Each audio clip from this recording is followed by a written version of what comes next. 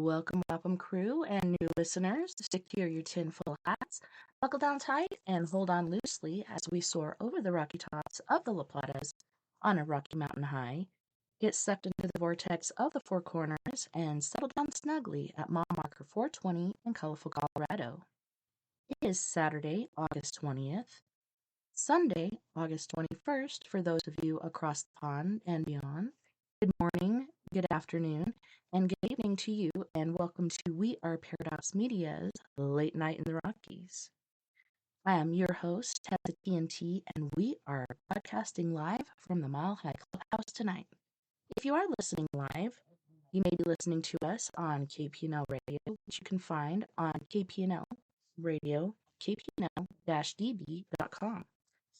You may also find us live on Spreaker, and I'm not sure what other outlets we're live on, but I know we're on a many number of outlets: Spotify, Apple Podcasts, Google Podcasts, iTunes, iHeartRadio, Castbox, Tumblr, SoundCloud, TuneIn Radio, Deezer, Podcast Addict, and Podcast Chaser.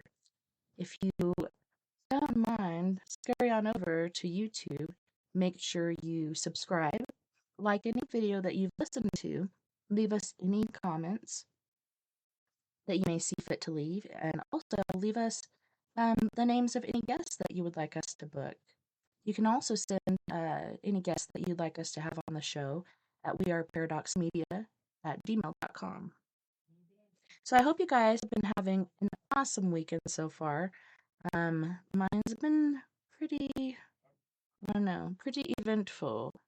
So last week, you guys were made aware that I wasn't feeling so well starting, I believe it was on Friday. Had a burning in the nose and the throat, etc., coughing up some barn goodies.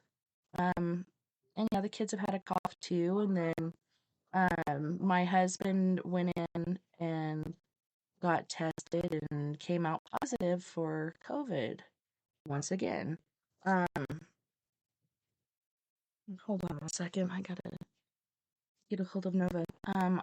So I tested myself because I've just been not feeling good since last Friday, and just been wanting to sleep a lot and just not feeling well at all. And I tested negative. Then this morning, very, very early in the morning, basically first thing in the morning, I had to take my 18-year-old in, and she was having really severe stomach pains, and to the point that it woke her up. I actually had earlier bought her a hot pack, and yeah, she fell asleep with that on and woke up in severe pain, came in crying. First thing I asked her, "You want to go to the hospital?" And she said yes, and so we went in, and we were there until about 3 o'clock in the morning. But they did blood work, they did a urinalysis, they did all kinds of things. They didn't scan her because they didn't feel like she needed it. Had she not had her appendix removed already, they would have felt as if they needed to go in and do a screening, but no. They didn't want to subject her to radiation, and as the nurse is then drawing the blood for the second time, because I guess the first draw coagulated or clotted. So, yeah, they had to put my daughter a second time and get the blood done, and that came back good. Yeah, I was looking at the computer because she left her screen open, and I see, because they did a flu. I guess there was a lot of flu this summer, which they find very odd. They did an RSV test, and they did a COVID test. Both of those came out negative, and then I see that the COVID popped up on there, that they had found it. So my daughter and my husband have COVID. I even tested my son Floyd yesterday because I took him in to get his hair cut, and he looks very handsome. He's got his high and tight going on. But I tested him before we went because he's like, "Mom, I think I have COVID too." And luckily we had some at-home tests, and did a test on him and came out negative. So thank goodness for that. But the littles have been coughing a lot. Maybe it's just, change of the season or something like that.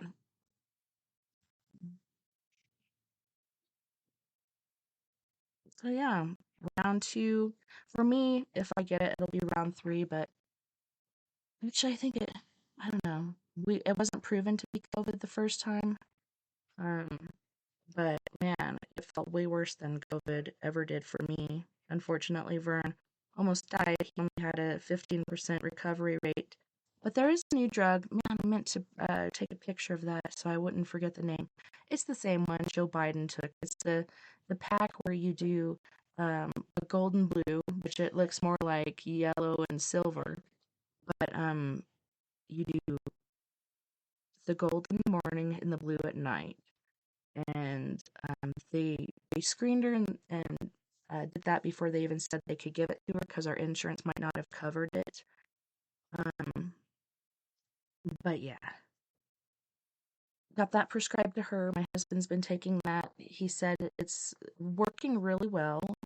The only thing with it, remember how Joe tested positive the first time and then tested negative and then tested positive again shortly after he was feeling better?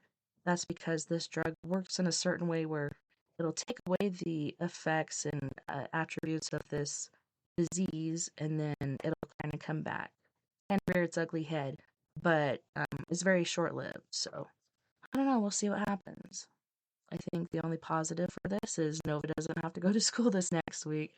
She was even asking about that before we even went to the hospital because Vern does have it. So she's like, since I'm around somebody that has it, will I be going to school? And then she unfortunately got it.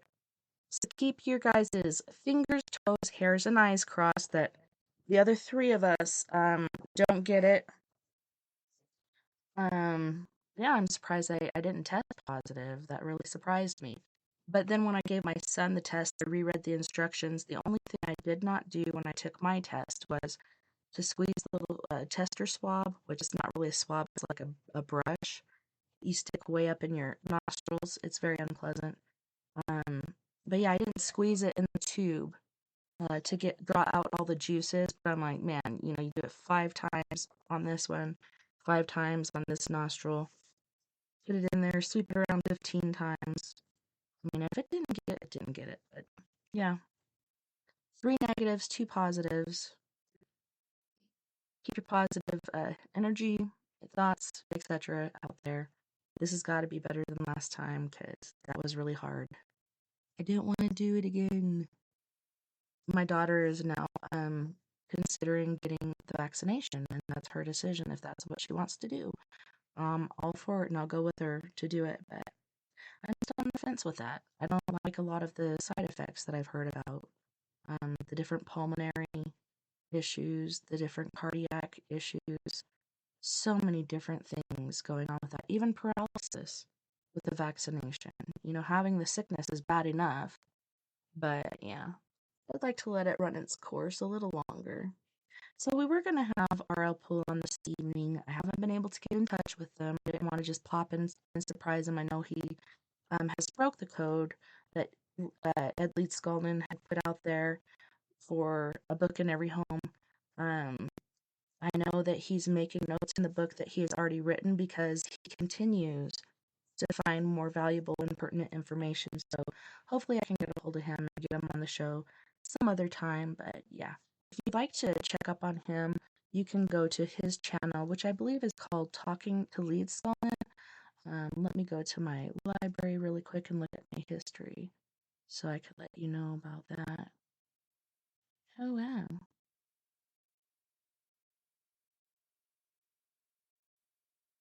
Well, that's interesting. So, hmm.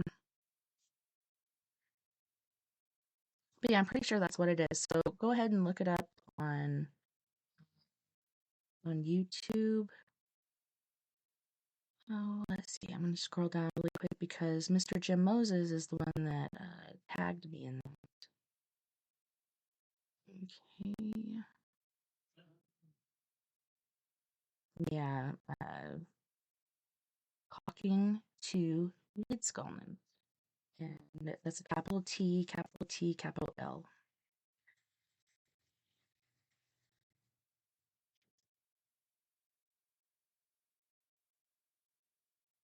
Alrighty, anyways. So on that note, we're going to do a story time with me, TessaTNT. Um, so as the show generally goes, when we do story time, the first 2 hours, read from our novel, and then the last hour we'll, kind of cut up the monotony with either, having a caller or a guest or whatnot on, or sometimes we'll start off the show the opposite. We'll start with a guest or a caller or whatnot, and then we'll move on to the book.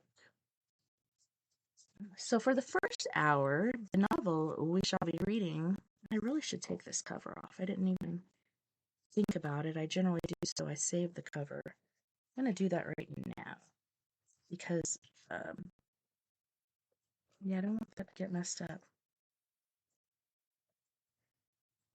So it's a book I inherited from my grandpa. It's 3 novels in 1 volume, horror classics. The first novel in this volume is Bram Stoker's Dracula.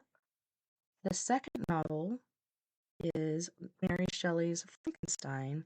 And then the third novel is The Strange Case of Dr. Jekyll and Mr. Hyde. And these are some very good books. We're pretty far into the Dracula. I tried to look last time and figure out where exactly we were on this. That's the preface. So we gotta make it to page 323, and we are now on page 245. So it appears as if we have less than 100 pages to go. Woohoo! It's been pretty cool so far. My husband earlier was like, can I be Renfield? And I'm like, I'm pretty sure Renfield died last story time, so it wouldn't be a very active part in the story, but he would have done really good at it. Let's see, I believe we are on chapter 12. So like I said before, Roman numerals are not really my strong suit. But I want to look at... Actually, I think it's 22. Chapter 22.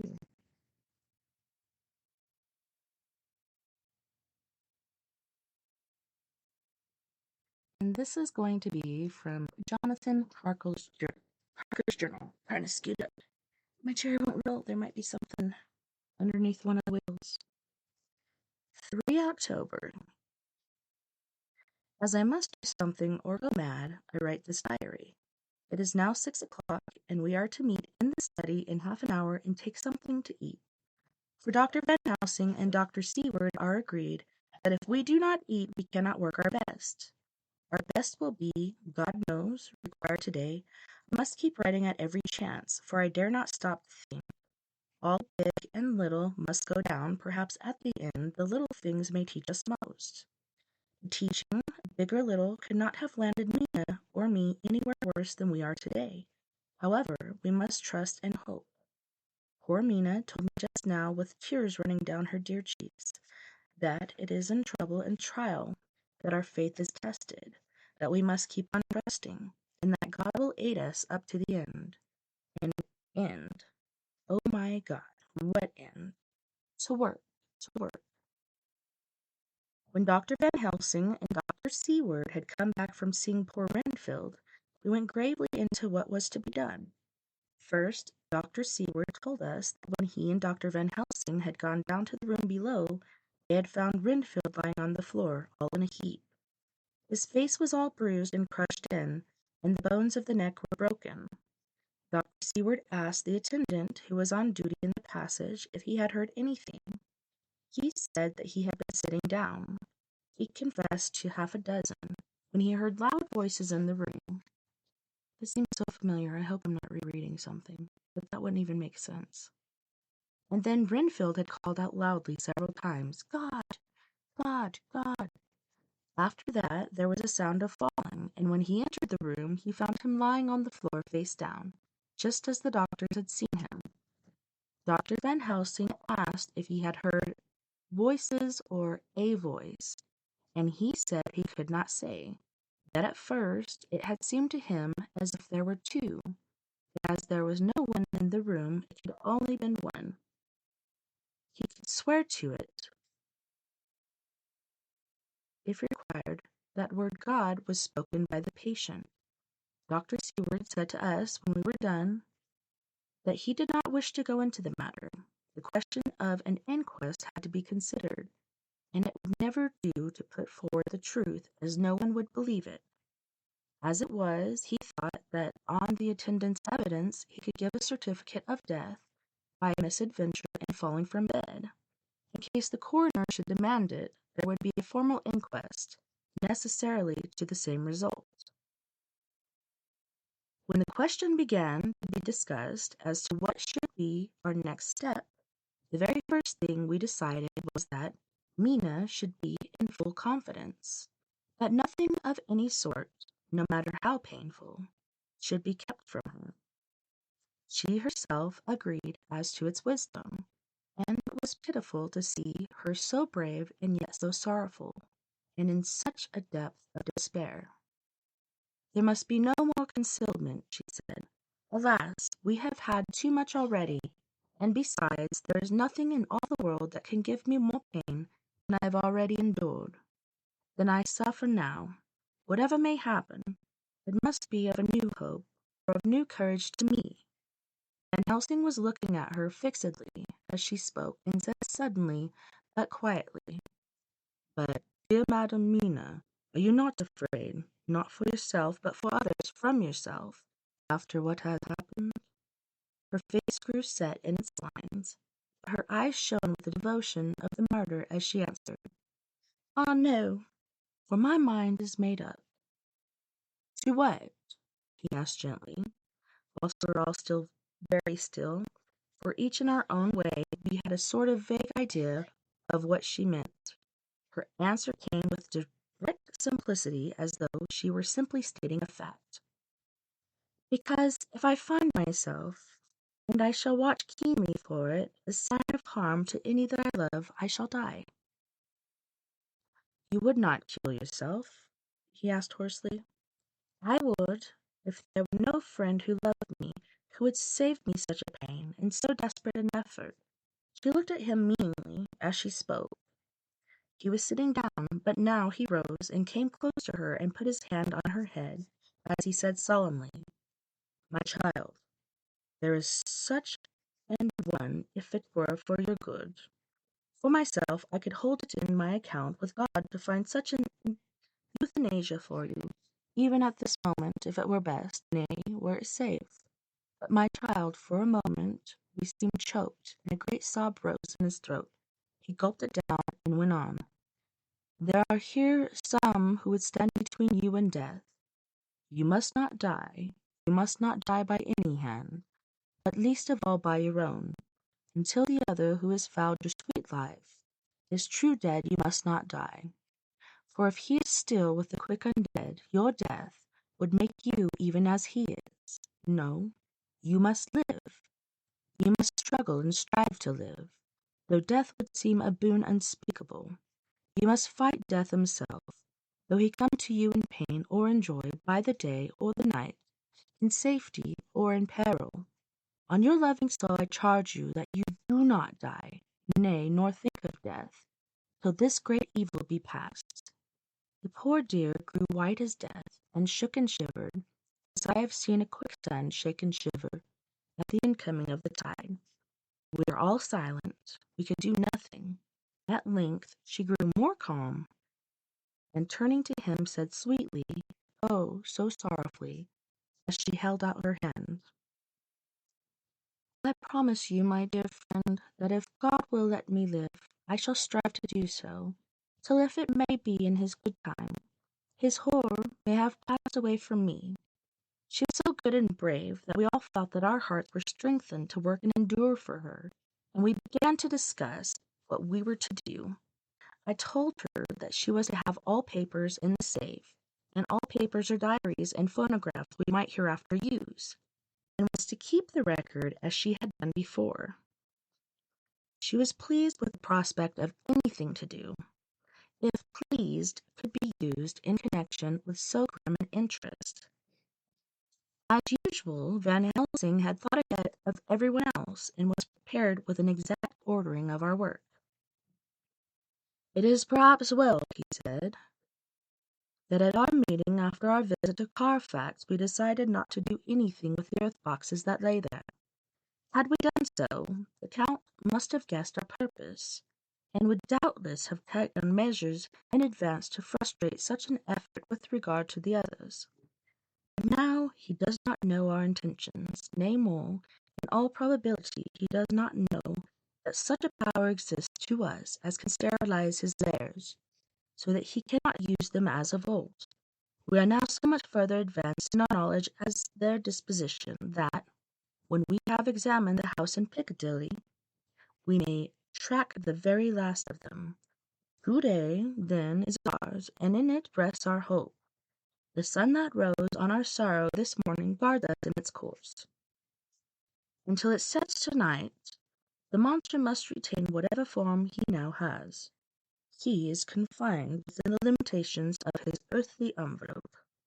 He cannot melt into thin air, nor disappear through cracks or chinks or crannies. If he go through a doorway, he must open the door like a mortal. And so we have this day to hunt out all his lairs and sterilize them.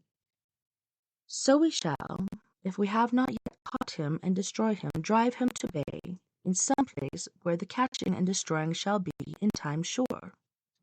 He started up, for I could not contain myself at the thought that minutes and seconds so previously laden with Mina's life and happiness were flying from us, since whilst we talked action was possible. But Van Helsing held up his hand warningly.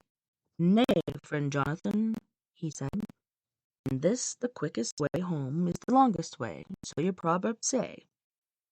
We shall all act, and act with desperate quick, when the time is come, but think, in all probable the key of the situation is in that house in Piccadilly. The Count may have many houses which he has bought, of that he write on. Them he will have deeds of purchase, keys and other things. He will have paper that he write on, he will have his book of cheats. There are many belongings that he must have somewhere. Why not in this place so central, so quiet, where he come and go by front or back at all hour, when in the very vast of the traffic there is none to notice? We shall go there and search that house, and when we learn what it holds, then we do what our friend Arthur call, in his phrases of hunt, stalk the earth, and so we run down our old fox. So is it not?" And, oh my goodness. Zoe! Oh my goodness. That hurt because my bracelet.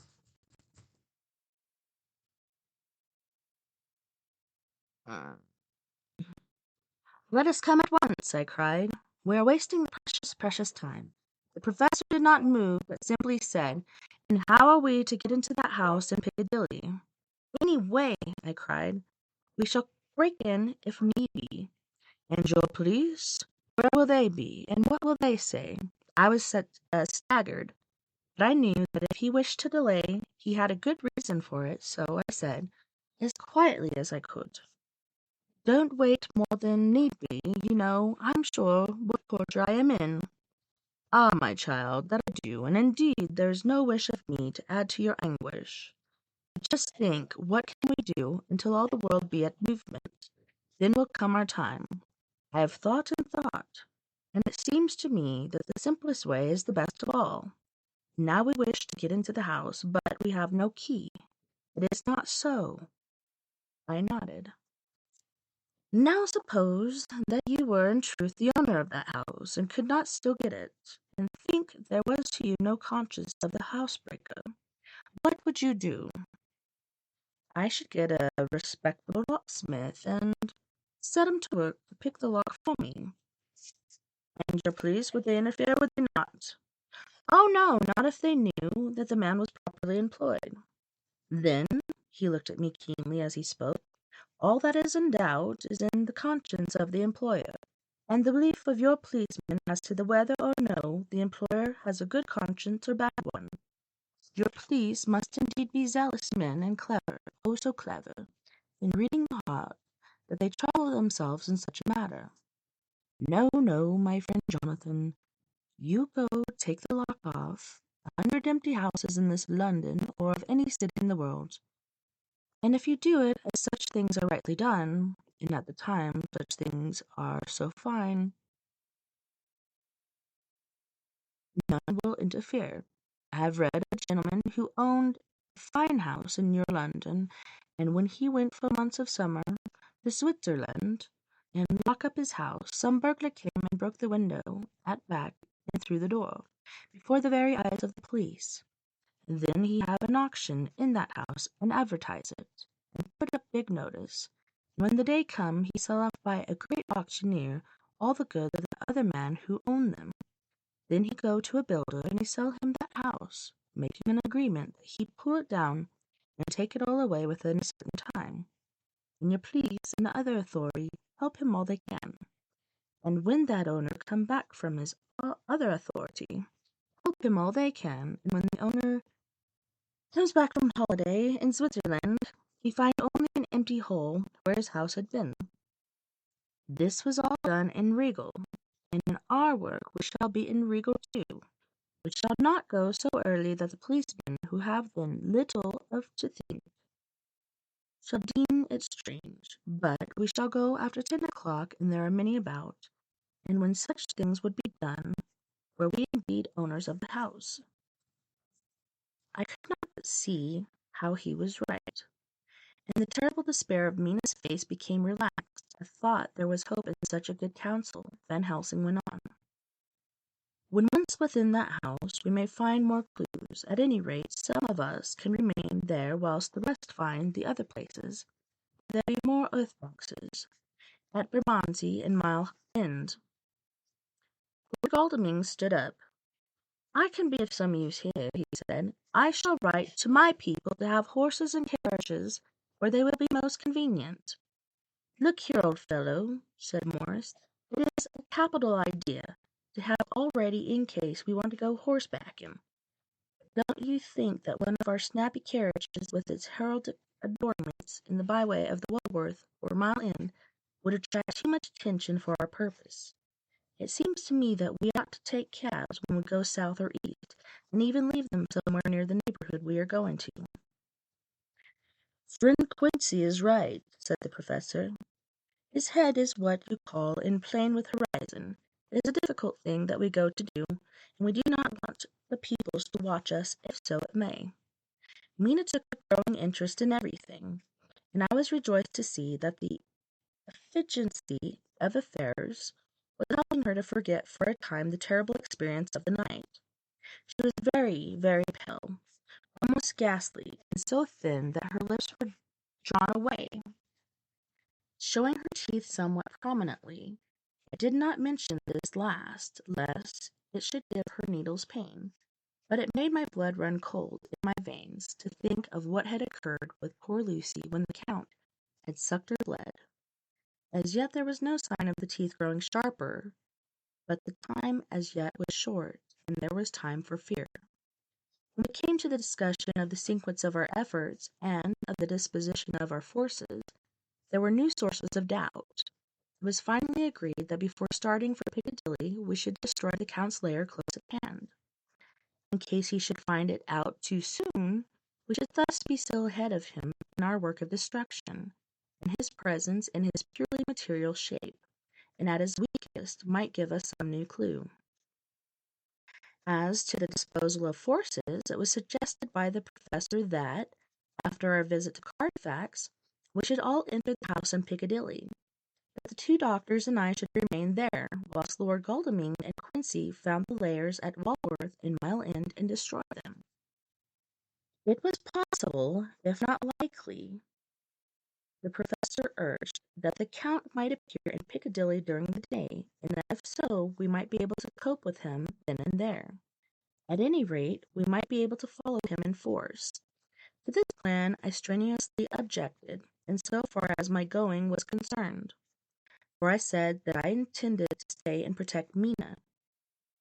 I thought that my mind was made up on the subject, but Mina would not listen to my objection. She said that there might be some law matter in which I could be useful, that amongst the Count's papers might be some clue which I could understand out of my experience in Transylvania, and that, as it was, all the strength we could muster was required to cope with the Count's extraordinary power.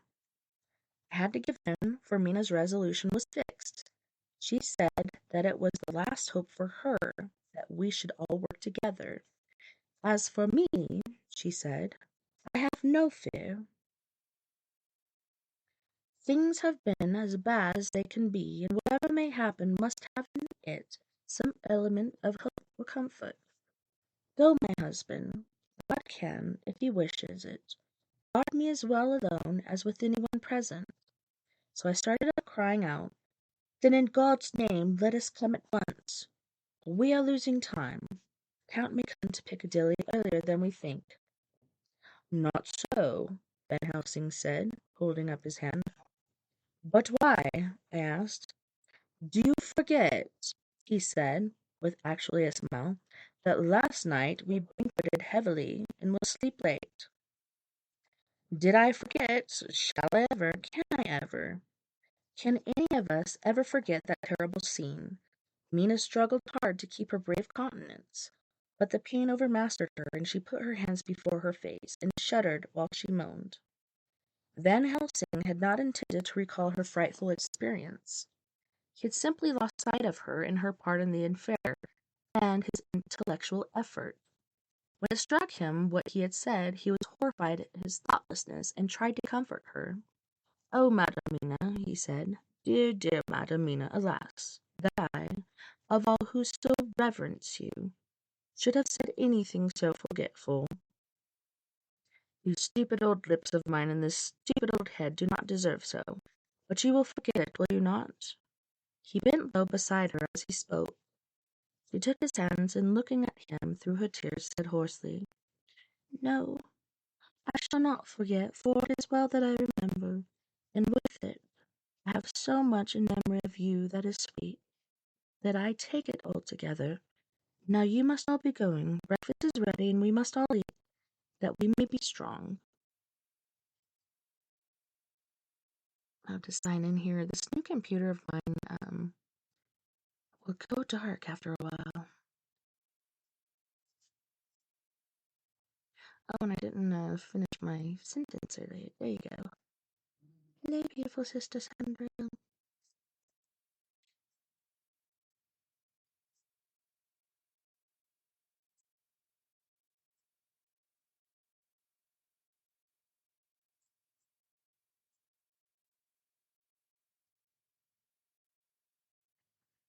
I'm gonna have to pillow over that.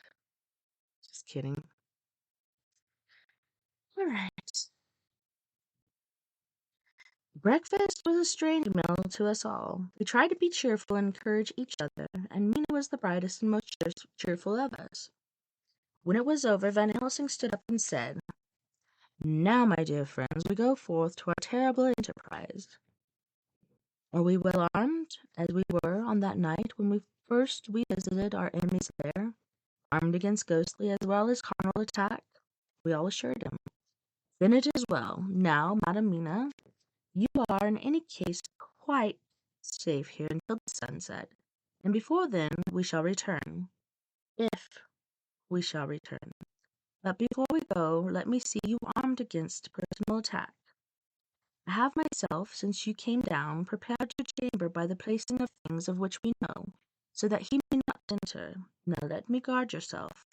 On your forehead a touch of this piece of sacred wafer, in the name of the Father, the Son, and—" There was a fearful scream, which almost froze our hearts to hear.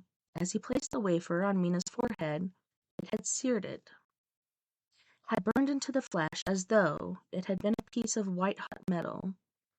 My poor darling's brain told her the significance of the fact as quickly as her nerves received the pain of it, and the two so overwhelmed her that her overwrought nature had its voice in that dreadful scream. But the words to her thought came quickly. The echo of the scream had not ceased to ring on the ear when there came the reaction, and she sank on her knees on the floor in an agony of abasement, pulling her beautiful hair over her face. As the leper of the old, his mantle, she wailed, "Unclean, unclean! Even the Almighty shuns my polluted flesh. I must bear this mark of shame upon my forehead until the judgment day." They all paused. I threw myself beside her in an agony of helpless grief. and putting my arms around, held her tight. For a few minutes our sorrowful hearts beat together, whilst the friends around us turned away, their eyes that ran tears silently. Then Van Helsing turned and said gravely, so gravely, that I could not help feeling that he was in some way inspired, and was stating things outside himself. It may be that you may have to bear that mark till God himself see fit, as most surely shall, on the judgment day, the redress all wrongs of the earth, and of his children that he has placed thereon. And oh, Madamina, my dear, may we who love you be there to see, when that red scar, the sign of God's knowledge of what has been, shall pass away and leave your forehead as pure as the heart we know. For so surely as we live, that scar shall pass away when God see right to lift the burden that is hard upon us. Till then we bear our cross, as his Son did in obedience to his will. It may be that we are chosen instruments of his good pleasure, and that we ascend to his bidding and bidding as that other through stripes and shame, through tears and blood, through doubts and fears, and all that makes the difference between God and man. There was hope in his words and comfort, and they made for resignation. Mina and I both felt so, and simultaneously we took one of the old man's hands and bent over and kissed it. Then without a word we all knelt down together, and all holding hands swore to be true to each other. We men pledged ourselves to raise the veil of sorrow from the head of her who, each in his own way, we loved, and we prayed for help and guidance in the terrible task which lay before us. It was then time to start, so I said farewell to Mina, a parting which neither of us shall forget to our dying day, and we set out. To one thing I have made up my mind. If we find out that Mina must be a vampire in the end, then shall not go into that unknown and terrible land alone. I suppose it is thus that in old times one vampire meant many, just as their hideous bodies could only rest on sacred earth. So the holiest love was the recruiting sergeant for their ghastly ranks. We entered Carfax without trouble and found all things the same as on the first occasion. It was hard to believe that amongst so prosaic surroundings of neglect and dust and decay there was any ground for such fear as we already knew. Had not our minds been made up, and had there not been terrible memories to spur us on, we could hardly have proceeded with our task. We found no papers nor any sign of use in the house, and in the old chapel the great boxes looked just as we had seen them last. Van Helsing said to us solemnly as we stood before them, "And now, my friends, we have a duty here to do. We must sterilize this earth so sacred of holy memories, and he is brought from a far distant land for such fell use. He has chosen this earth because it has been holy. Thus we defeat him with his own weapon, for we make it more holy still. 'Twas sanctified to such use of men, now we sanctify it to God." As he spoke, he took from his bag a screwdriver and a wrench, and very soon the top of one of the cases was thrown open. The earth smelled musty and close, but we did not somehow seem to mind, for our attention was concentrated on the professor. Taking from his box a piece of the sacred wafer, he laid it reverently on the earth, and then shutting down the lid began to screw it home. We aided him as he worked. One by one we treated him the same way each of the great boxes, and them, as we had found them, to all appearance. But in each was a portion of the host. When we closed the door behind us, the professor said solemnly, "So much is already done. If it may be that with all the others we can be so successful, then the sunset of this evening may shine on Madam Mina's forehead, all white as ivory and with no stain." As we passed across the lawn on our way to the station to catch our train, we could see the front of the asylum. We looked eagerly in the window of the room, saw Mina, waved my hand to her, and nodded to tell our work there was successfully accomplished. She nodded in reply to show that she understood. The last I saw, she was waving her hand in farewell. It was with heavy heart that we sought the station and just caught the train, which was steaming in as we reached the platform.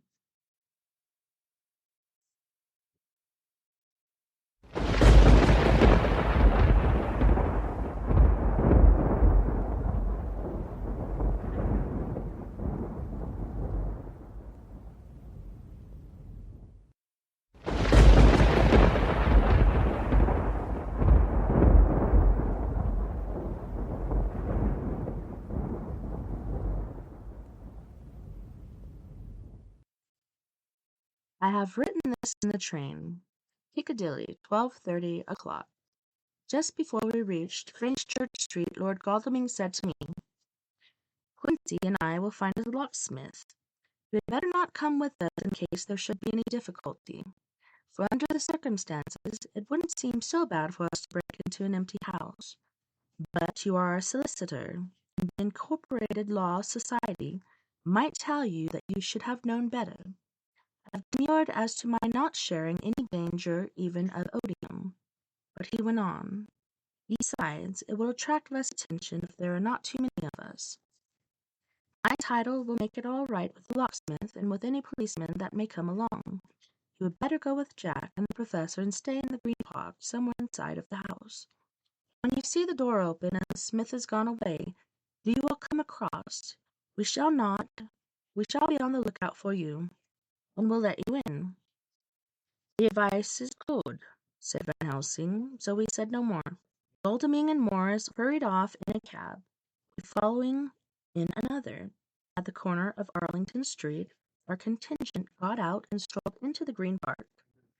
My heart beat as I saw the house on which so much of our hope was centered, looming up grim and silent in its deserted condition amongst its more lively and spruce-looking neighbors. We sat down on a bench within good view and began to smoke cigars so to attract as little attention as possible. The minutes seemed to pass with leaden feet as we waited for the coming of others. At length we saw a four-wheeler drive up. Out of it, in leisurely fashion, got Lord Godalming and Morris, and down from the box descended a thick-set working-man with his rush-woven basket of tools. Morris paid the cabman, who touched his hat and drove away.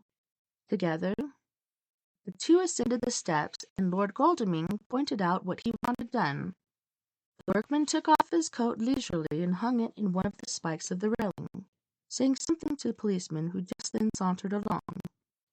The policeman nodded acquiescence, and the man kneeling down placed his bag behind him. After searching through it, he took out a selection of tools which he proceeded to lay beside him in orderly fashion. Then he stood up, looked into the keyhole, blew into it, and turning to his employers, made some remark. Lord Godalming smiled, and the man lifted a good-sized bunch of keys. Selecting one of them, he began to probe the lock, as if feeling his way with it. After fumbling about for a bit, he tried a second, and then a third.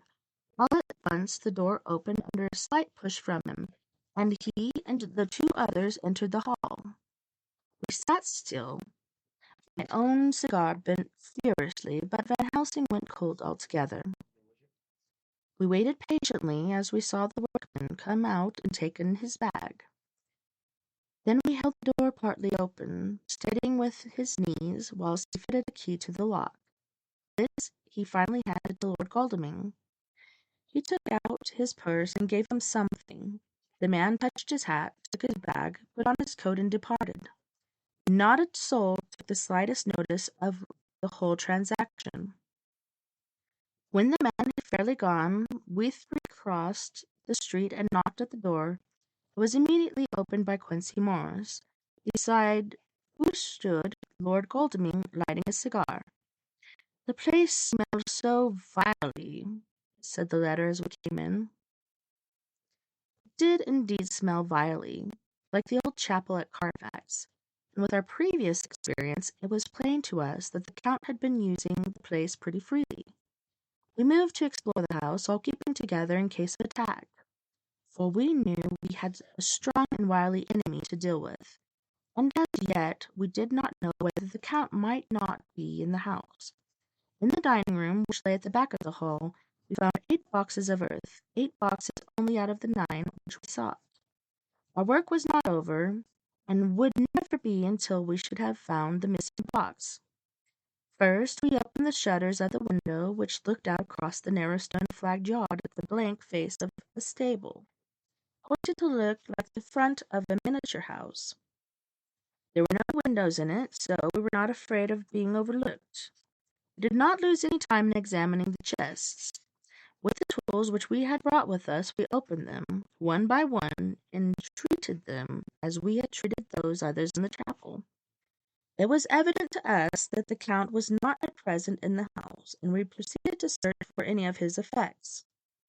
After a cursory glance at the rest of the rooms, from the basement to attic, we came to the conclusion that the dining room contained any effect which might... Okay, son, well, I'm doing my show, and you guys are being loud as it is, so thank you, but no thanks. Love you, Mom. Love you too. Have a good show. Thank you.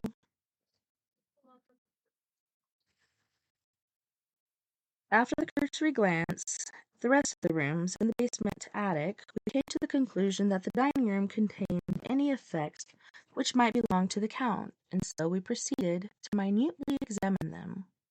They lay in a sort of orderly disorder in the great dining room table. There were title deeds of the Piccadilly house in a great bundle, deeds of the purchase of the houses at Mile End and Bermondsey, note-paper, envelopes, and pins and ink. All were covered up in thin wrapping paper to keep them from dust. There were also a clothes brush, a brush and comb, and a jug and basin, the latter containing dirty water which was reddened as if with blood. Last of all was a little heap of keys of all sorts and sizes, probably those belonging to other houses. When we had examined this last find, Lord Godalming and Quincey Morris, taking accurate notes of the various addresses of the houses in the east and south, took with them the keys in a great bunch, and set out to destroy the boxes in these places. The rest of us are, with what patience we can, awaiting their return or the coming of the Count.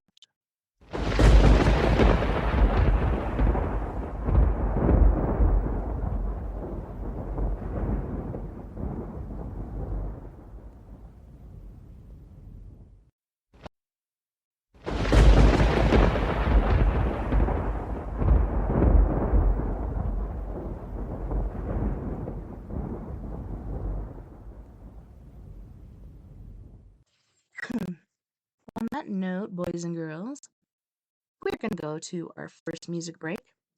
On this break, we have Miss Mea Savage with her band Antidote For Savages. She will be singing To Your Grave, Your Skeleton, Our New Reality, Bury Me in Heaven, and then we shall have Second Hour. You guys don't go anywhere. We'll see you right back after this music break.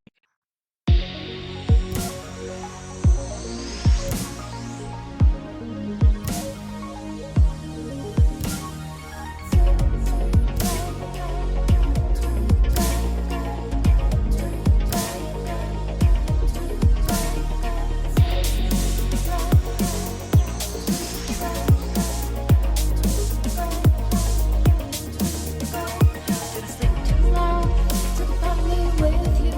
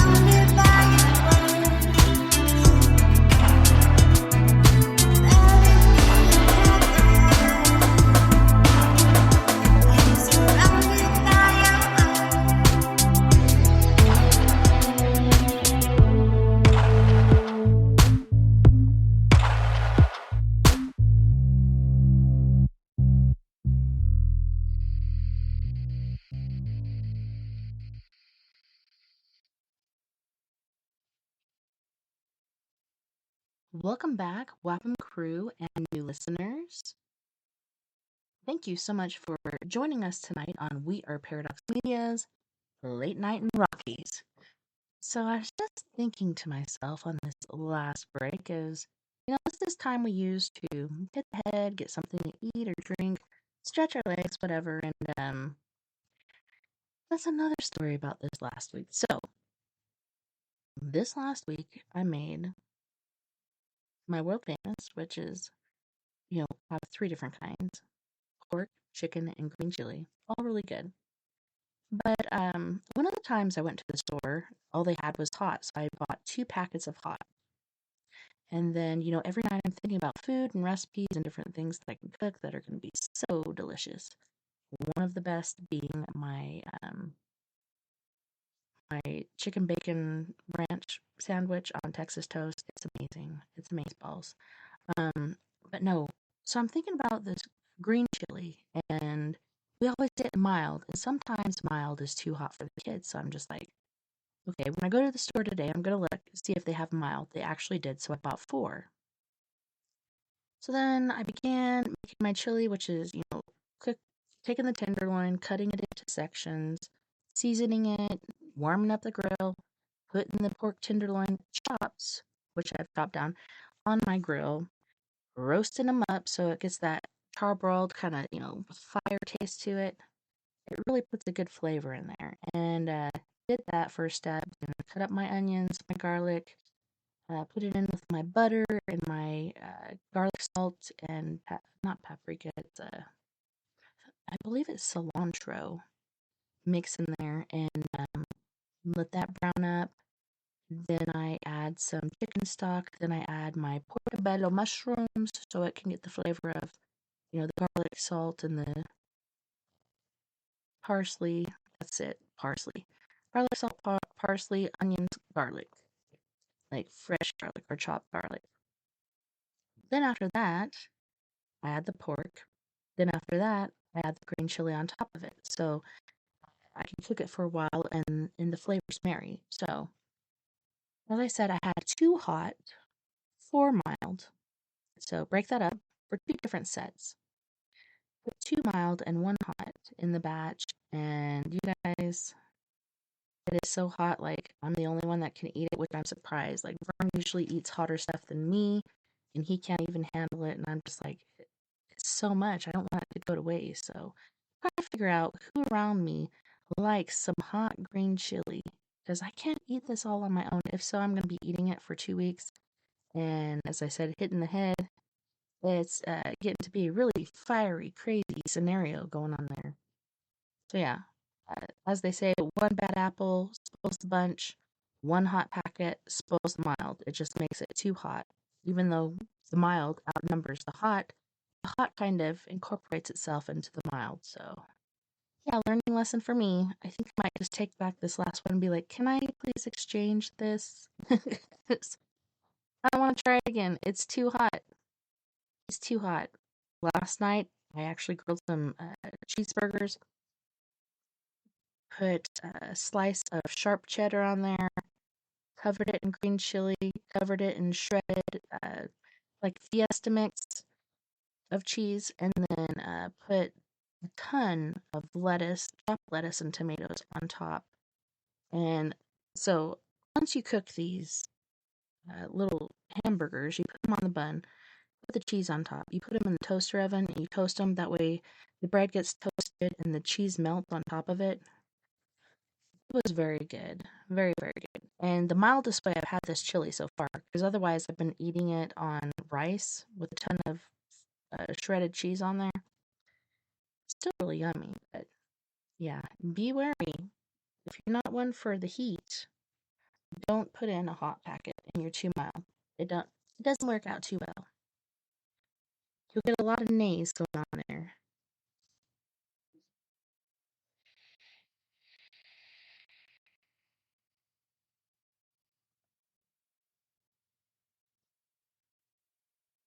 So we're going to chapter 23, Dr. Seward's Diary. This is on the same date as Jonathan Harker's. Let me turn off my phone and move it to a different position, just in case. 3 October. The time seemed terribly long whilst we were waiting for the coming of Goldeming and Quincy Morris. The professor tried to keep our minds active by using them all the time. I could see his beneficent purpose by the side glances which he threw from time to time at Harker. Poor fellow is overwhelmed in a misery that is appalling to see. Last night he was a frank, happy-looking man, with a strong youthful face, full of energy, and with dark brown hair. Today he is drawn, haggard old, whose white hair matches well with the hollow, burning eyes and grief-written lines of his face. His energy is still intact. In fact, he is like a living flame. This may yet be his salvation, for if all goes well, it will tide him over the despairing period.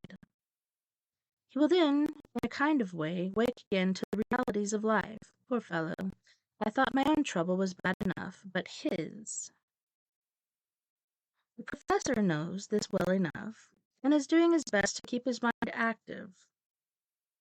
What he has been saying was, under the circumstances, of absorbing interest, as well as I can remember, here it is. I have studied over and over again, since they came into my hands, all the papers relating to this monster, and the more I have studied, the greater seems the necessity to utterly stamp him out. All through there are signs of his advance, not only of his power, but of his knowledge of it, as I learned from the researches of my friend Arminius of Budapest. He is in life a most wonderful man, soldier, statesman, and alchemist, which later was the highest development of the science knowledge of his time. He had a mighty brain, a learning beyond compare, and a heart that knew no fear, no remorse. He dared even to attend the scholomance, and there was no branch of knowledge of his time that he did not essay. Well, in him the brain power survived physical death, though it would seem that memory was not all complete.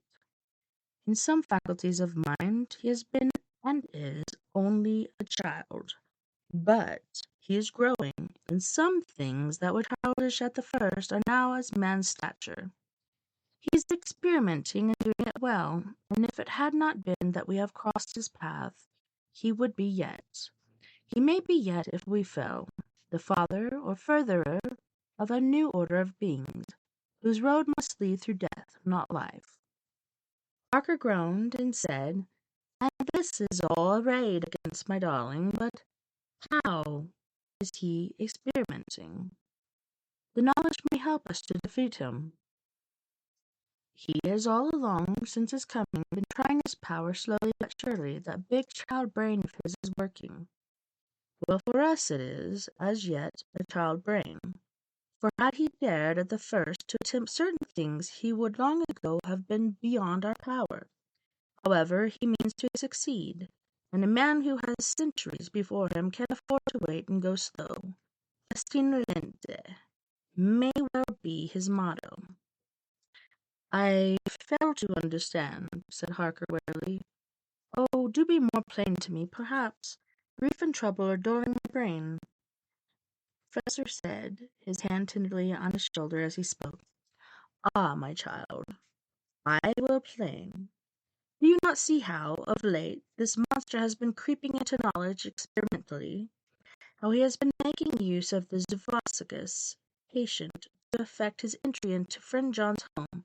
For your vampire, though in all afterward he can move and come when and how he will, must at the first make entry only when asked thereto by an inmate.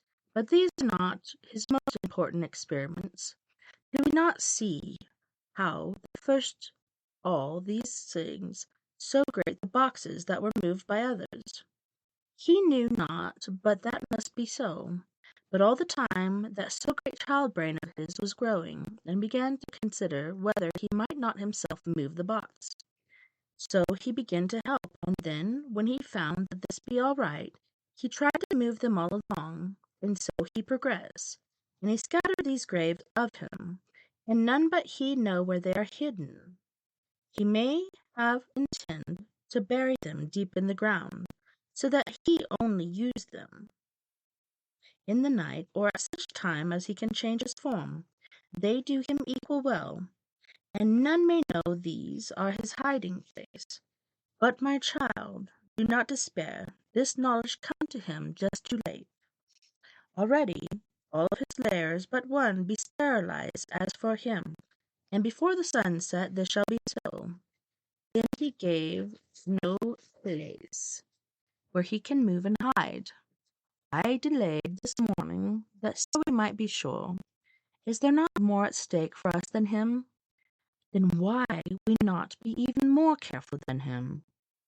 By my clock it is 1 hour, and already, if all be well, friend Arthur and Quincy are on their way to us. Today is our day, and we must go sure, if so, and lose no chance. See, there are 5 of us when those absent ones return. Whilst he was speaking, we were startled by a knock at the hall door, double postman's knock of a telegraph boy. We all moved out to the hall with one impulse, and Van Helsing, holding up his hand to us to keep silence, stepped to the door and opened it. The boy handed in a dispatch. The professor closed the door again, and, after looking at the direction, opened it and read it aloud. Look out for D. He has just now 12:45. Come from Carfax hurriedly, and hastened towards the south. He seems to be going the round, and may want to see you, Mina. There was a pause, broken by Jonathan Harker's voice. Now, God he thanked. We shall soon meet. Van Helsing turned to him quickly and said, God will act in his way, one way in time.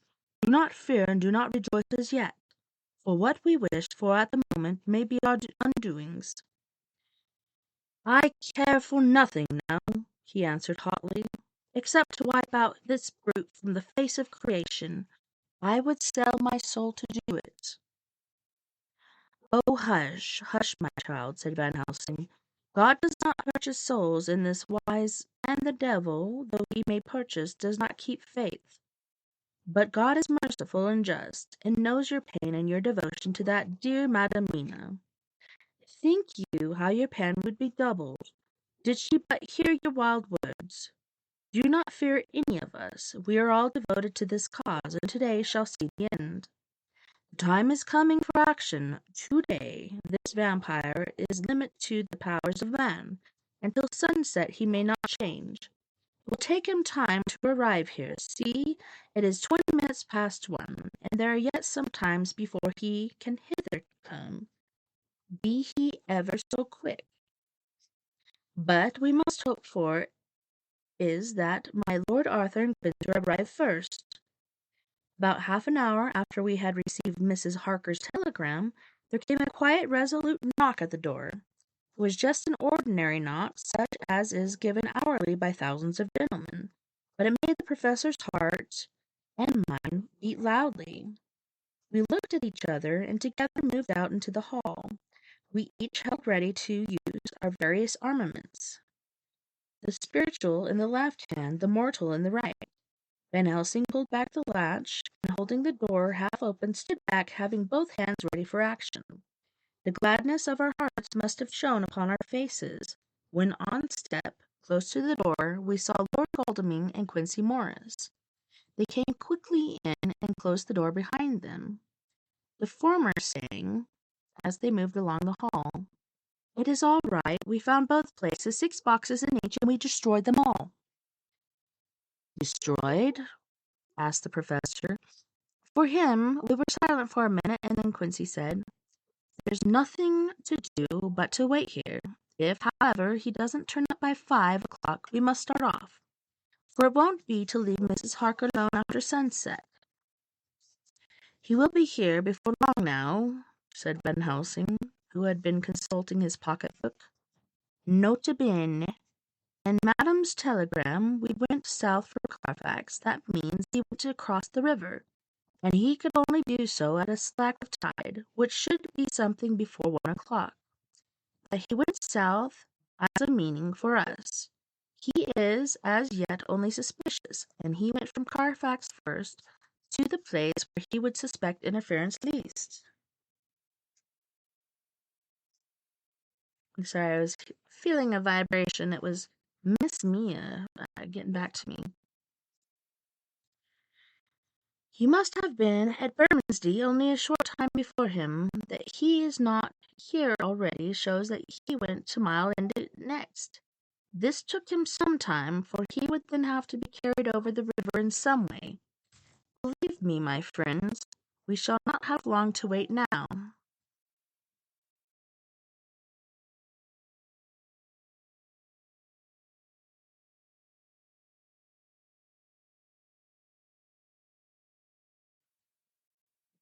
"We should have ready some plans of attack, so that we may throw away no chance. Hush, there is no time now. Have all your arms be ready." He held up a warning hand as he spoke, for we all could hear a key softly inserted into the lock of the hall door. I could not but admire, even at such a moment, the way in which a dominant spirit asserted himself. In all our hunting parties and adventures on different parts of the world, Quincy Morris had always been the one to arrange the plan of action, and Arthur and I had been accustomed to obey him implicitly. Now the old habit seemed to be renewed instinctively.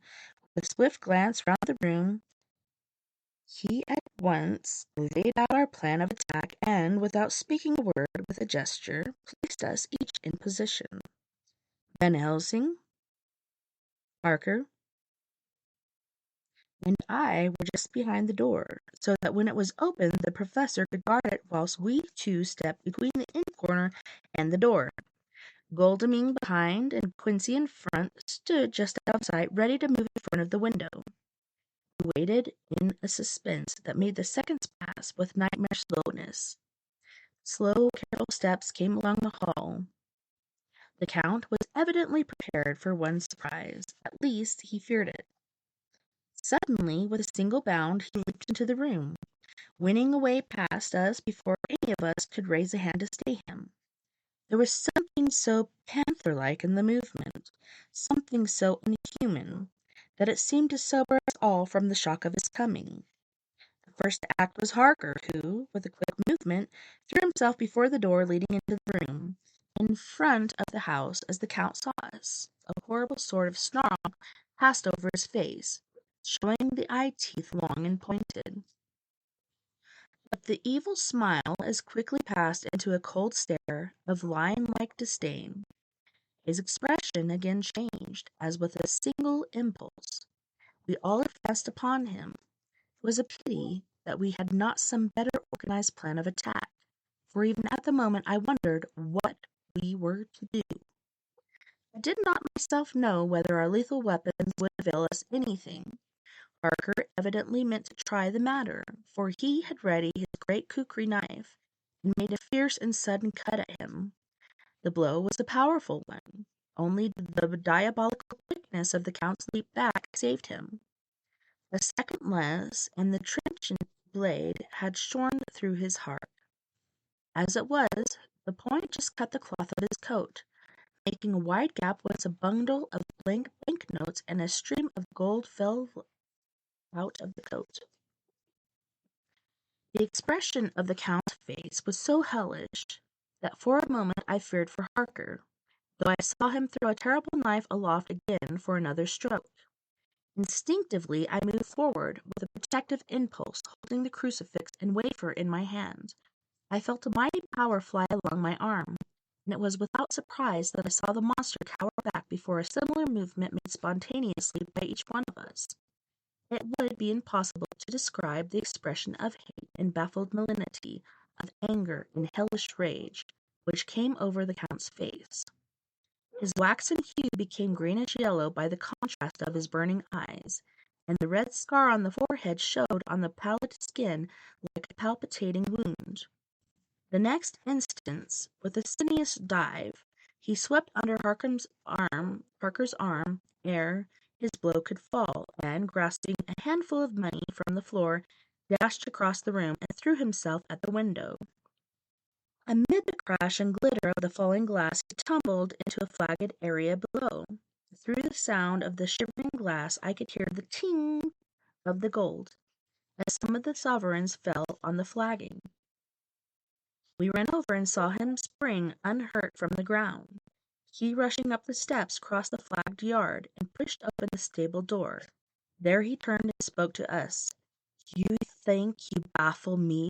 You, with your pale faces all in a row, like sheep in a butcher's. You shall be sorry yet, each one of you. You think you have left me without a place to rest, but I have more.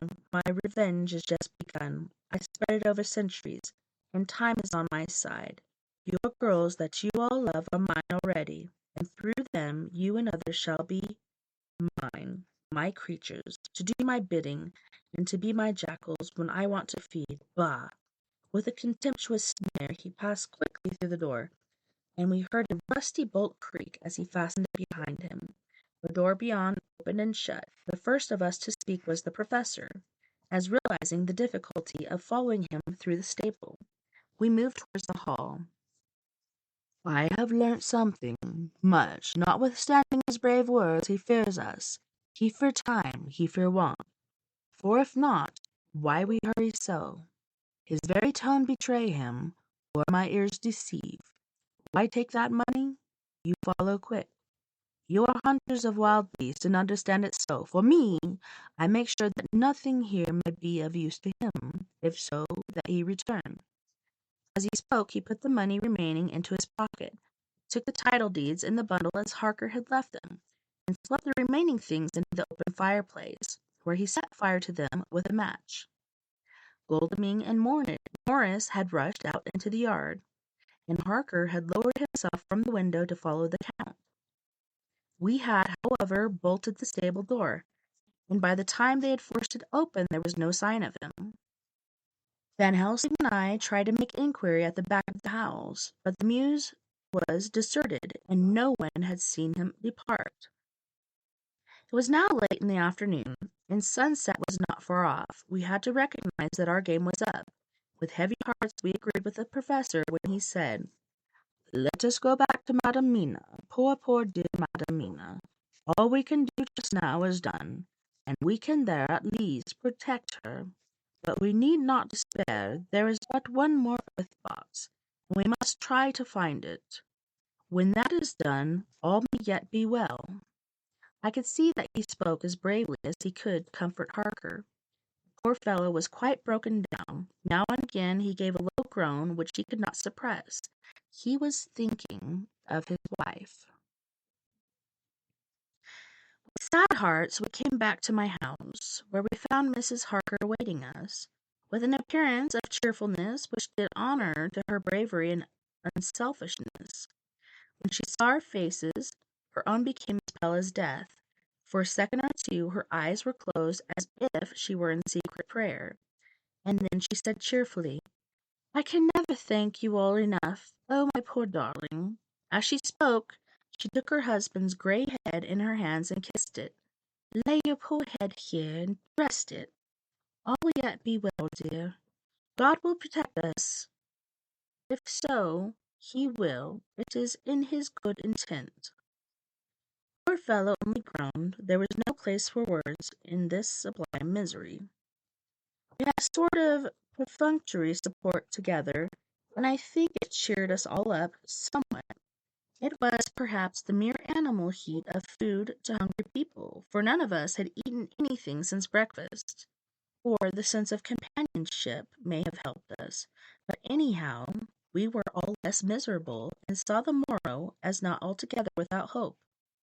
True to our promise, we told Mrs. Parker everything which had passed, and although she grew snowy white at times when danger had seemed to threaten her husband, red at others when his devotion to her was manifested, she listened bravely and with calmness. When we came to the part where Harker had rushed the Count so recklessly, he clung to her husband's arm and held it tight as though her clinging could protect him from any harm. She said nothing, however, till the narration was all done, and matters had been brought right up to the present time. Then, without letting go her husband's hand, she stood up amongst us and spoke. Oh, that I could give any idea of the scene, of that sweet, sweet, good, good woman, in all the radiant beauty of her youth and animation, with the red scar on her forehead of which she was conscious, and which we saw with grinding of our teeth, remembering whence and how it came. Her loving kindness against our grim hate, her tender faith against our fears and doubting, and we, knowing that, so far as symbols went, she, with her goodness and purity and faith, was outcast from God. Jonathan, she said, and the words sounded like music on her lips. It was so full of love and tenderness. Jonathan, dear, and you all, my true, true friends, I want you to bear something in mind through all this dreadful time. I know that you must destroy even as you destroy the false Lucy so that the true Lucy might live hereafter. But it is not a work of fate. That poor soul who has wrought all this misery is the saddest case of all. Just think what will be his joy when he too is destroyed, and his worst part, that his better part may have spiritual immortality. You must be pitiful to him too, though it may not hold your hands from the destruction. As she spoke, I could see her husband's face darken and draw together, as though the passion in him were shriveling his being to its core. Instinctively the clasp on his wife's hand grew closer, till his knuckles looked white. She did not flinch from the pain which I knew she must have suffered, but looked at him with eyes that were more appealing than ever. As she stopped speaking, he leapt to his feet, almost tearing his hand from hers as he spoke. May God give him into my hand just for long enough to destroy that earthly life of him which we are aiming at. If beyond it I could send his soul for ever and ever to burning hell, I would do it. Oh, hush, hush. In the name of God, in the name of the good God, don't say such things.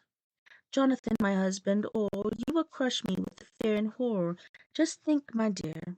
I have been thinking all this long, long day of it, that perhaps some day I too may need such pity, and that some other like you, and with equal cause for anger, may deny it to me. Oh, my husband, indeed, I would have spared you such a thought, that there be another way.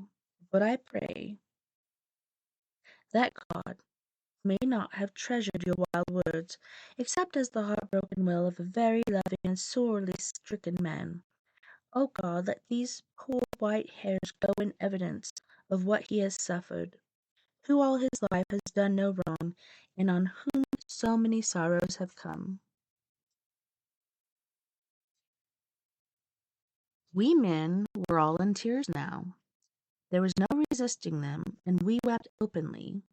She wept too, to see that her sweeter counsels had prevailed. Her husband flung himself on his knees beside her, and putting his arms round her, hid his face in the folds of her dress. Van Helsing beckoned to us, and we stole out of the room, leaving the two loving hearts alone with God. Before they retired, the professor fixed up the room against any coming of the vampire and assured Mrs. Parker that she might rest in peace. She tried to school herself to the belief, and manifestly to her husband's sake, tried to seem content. It was a brave struggle, and was, I think and believe, not worth or without its reward. Van Helsing had placed at hand a bell, which either of them was to sound in case of any emergency. When they had retired, Quincy, Godalming, and I arranged we should step, dividing the night between us, and watch over the safety of the poor stricken lady. The first watch falls to Quincy, so the rest of us will be off to bed as soon as we can. Godalming has already turned in, for his is the second watch. Now that my work is done, I too shall go to bed.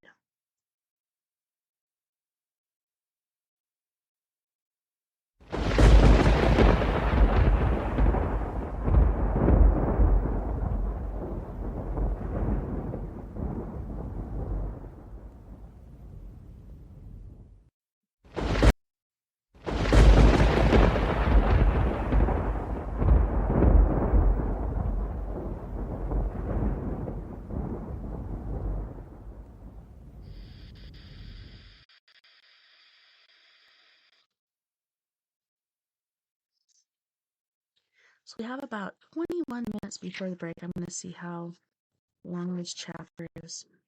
We might be able to get through it. Let's try. Jonathan Martle's journal. 3-4 October, close to midnight. I thought yesterday would never end. There was over me a yearning for sleep and some sort of blind belief that to wake would to be to find things changed, and that any change must now be for the better. Before we parted, we discussed what our next step was to be, but we could arrive at no result. All we knew was that one earth box remained, and that the Count alone knew where it was.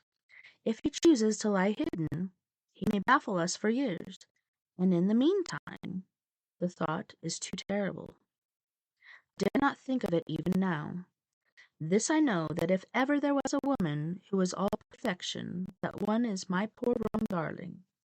I love her 1,000 times more for her sweet pity of last night, a pity that made my own hate of the monster seem despicable. Surely God will not permit the world to be the poorer by the loss of such a creature. This is hope to me. We are all drifting reefwards now, and faith is our only anchor. Thank God, Mina is sleeping, and sleeping without dreams. I fear what her dreams might be like, with such terrible memories to ground them on. She has not been so calm within my seeing since the sunset. Then, for a while, there came over her face a repose which was like spring after the blasts of March. I thought at the time that it was the softness of the red sunset on her face, but somehow now I think it had a deeper meaning. I am not sleepy myself, though I am weary to death. However, I must try to sleep, for there is tomorrow to think of, and there is no rest for me until...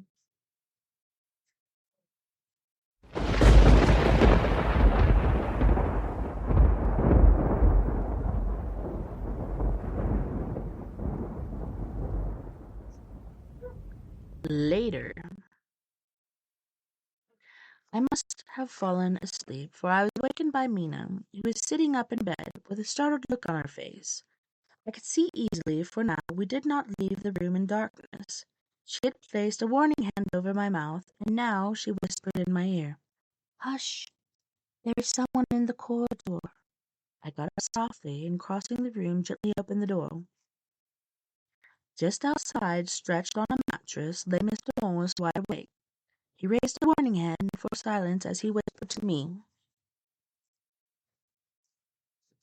"Hush! Go back to bed. It's all right. One of us will be here all night. We don't mean to take any chances." His look and gesture forbade discussion, so I came back and told Mina. She sighed, and positively a shadow of a smile stole over her poor pale face as she put her arms round me and said softly, "Oh, thank God for good brave men." With a sigh, she sank back again to sleep. I write this as I am not sleepy, though I must try again.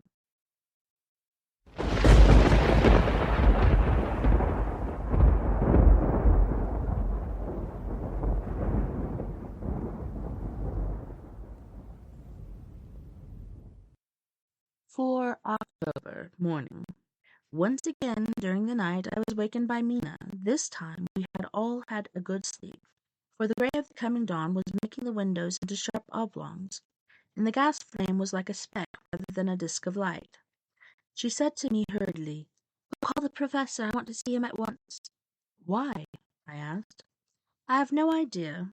I suppose it must have come in the night, and matured without me knowing it. He must hypnotize me before the dawn, and then I shall be able to speak. Go quick, dearest, the time is getting close." I went to the door. Dr. Seward was resting on the mattress, and seeing him, he sprang to his feet. "Is anything wrong?" he asked in alarm. "No," I replied, "but Mina wants to see Dr. Helsing at once." "I will go," he said, and hurried into the professor's room. 2 or 3 minutes later Van Helsing was in the room with his dressing gown, and Mr. Morris and Lord Godalming were with Dr. Seward at the door asking questions. When the professor saw Mina, a smile, a positive smile, ousted the anxiety of his face. He rubbed his hands as he said, "Oh, my dear Madam Mina, this is indeed a change. See, friend Jonathan, we have got our dear Madam Mina, as of old, back to us today." Then turning to her, he said cheerfully, "And what am I to do for you? For at this hour you do not want me for nothings." "I want you to hypnotize me," she said. "Do it before the dawn, for I feel that then I can speak, and speak freely. Be quick, for the time is short." Without a word, he motioned her to sit up in bed. Looking fixedly at her, he commenced to make passes in front of her from over the top of her head downward, with each hand in turn. Mina gazed at him fixedly for a few minutes, during which her own heart beat like a trip hammer, for I felt that some crisis was at hand. Gradually her eyes closed, and she sat stock still.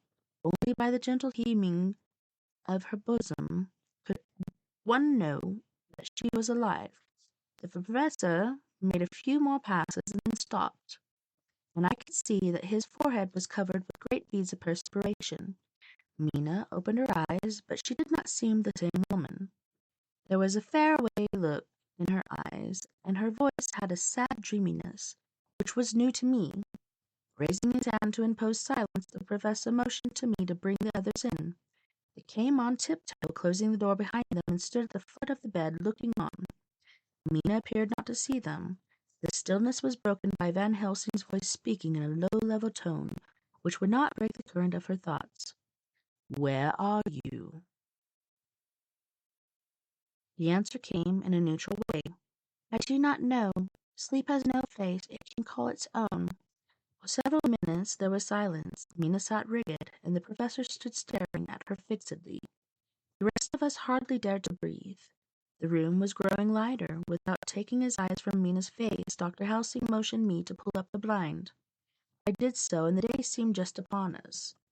A red streak shot up, and a rosy light seemed to diffuse itself through the room.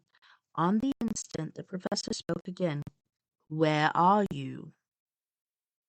"Where are you now?" The answer came dreamily, but the intention it was as though she were interpreting something. I have heard her use the same tone when reading her notes. "I do not know. It is all strange to me." "What do you see?" "I can see nothing. It is all dark." "What do you hear?"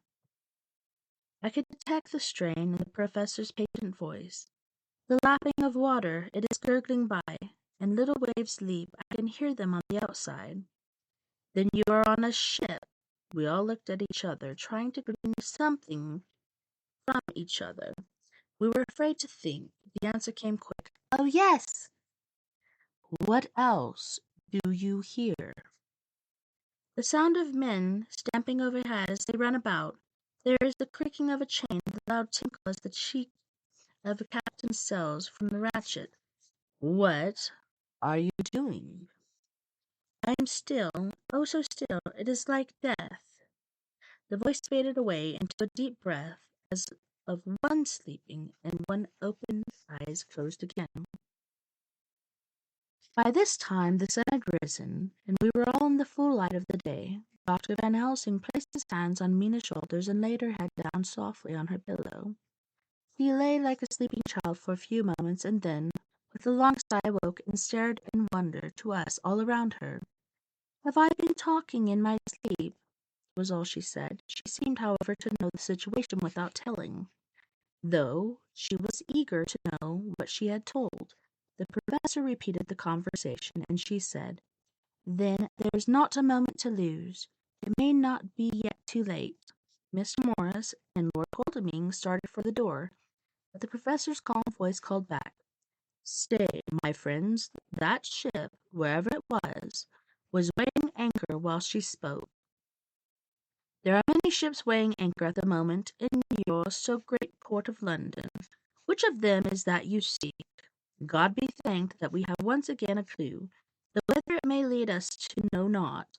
We have been blind somewhat, blind after the manner of men, since when we can look back we see what we might have seen looking forward. If we have not able to see what we might have seen, alas! But the sentence is a puzzle, is it not? We can know now what was in the Count's mind when he seized that money, though Jonathan's so fierce knife put him in danger that even he dread. He meant escape. Hear me, escape. He saw that with but one earth box left, and a pack of men following like dogs after a fox, this London was no place for him. He have take his last earth box on board a ship, and he leave the land. He think to escape, but no, we follow him. Tally ho! As friend Arthur would say when he put on his red frock, our old fox is Willie, oh so Willie, and we must follow with wile. I too am wily, and I think his mind in a little while. In meantime we may rest in peace, for there are waters between us which we do not want to pass, and which he could not if he would, unless the ship were to touch land, and then only at full or slack tide. See, and the sun is just rose, and all the day sunset is to us. Let us take bath and dress, and have breakfast which we all need, and which we can eat comfortably, since he be not in the same land with us." Mina looked at him appealingly as she asked, "But why need we seek him further when he has gone away from us?" He took her hand and patted it as he replied, "Ask me nothing yet. When we have breakfast, then I answer all questions." He would say no more, and we separated dress. After breakfast, Mina repeated her question. He looked at her gravely for a minute and then said sorrowfully, "Because, my dear, dear Madam Mina, now more than ever must we find him, even if we have to follow him to the jaws of hell." She grew paler as she asked faintly, "Why?" "Because," he answered solemnly, "he can live for centuries, and you are but mortal woman. Time is now to be dreaded, since once he put that mark upon your throat." I was just in time to catch her as she fell forward in a faint.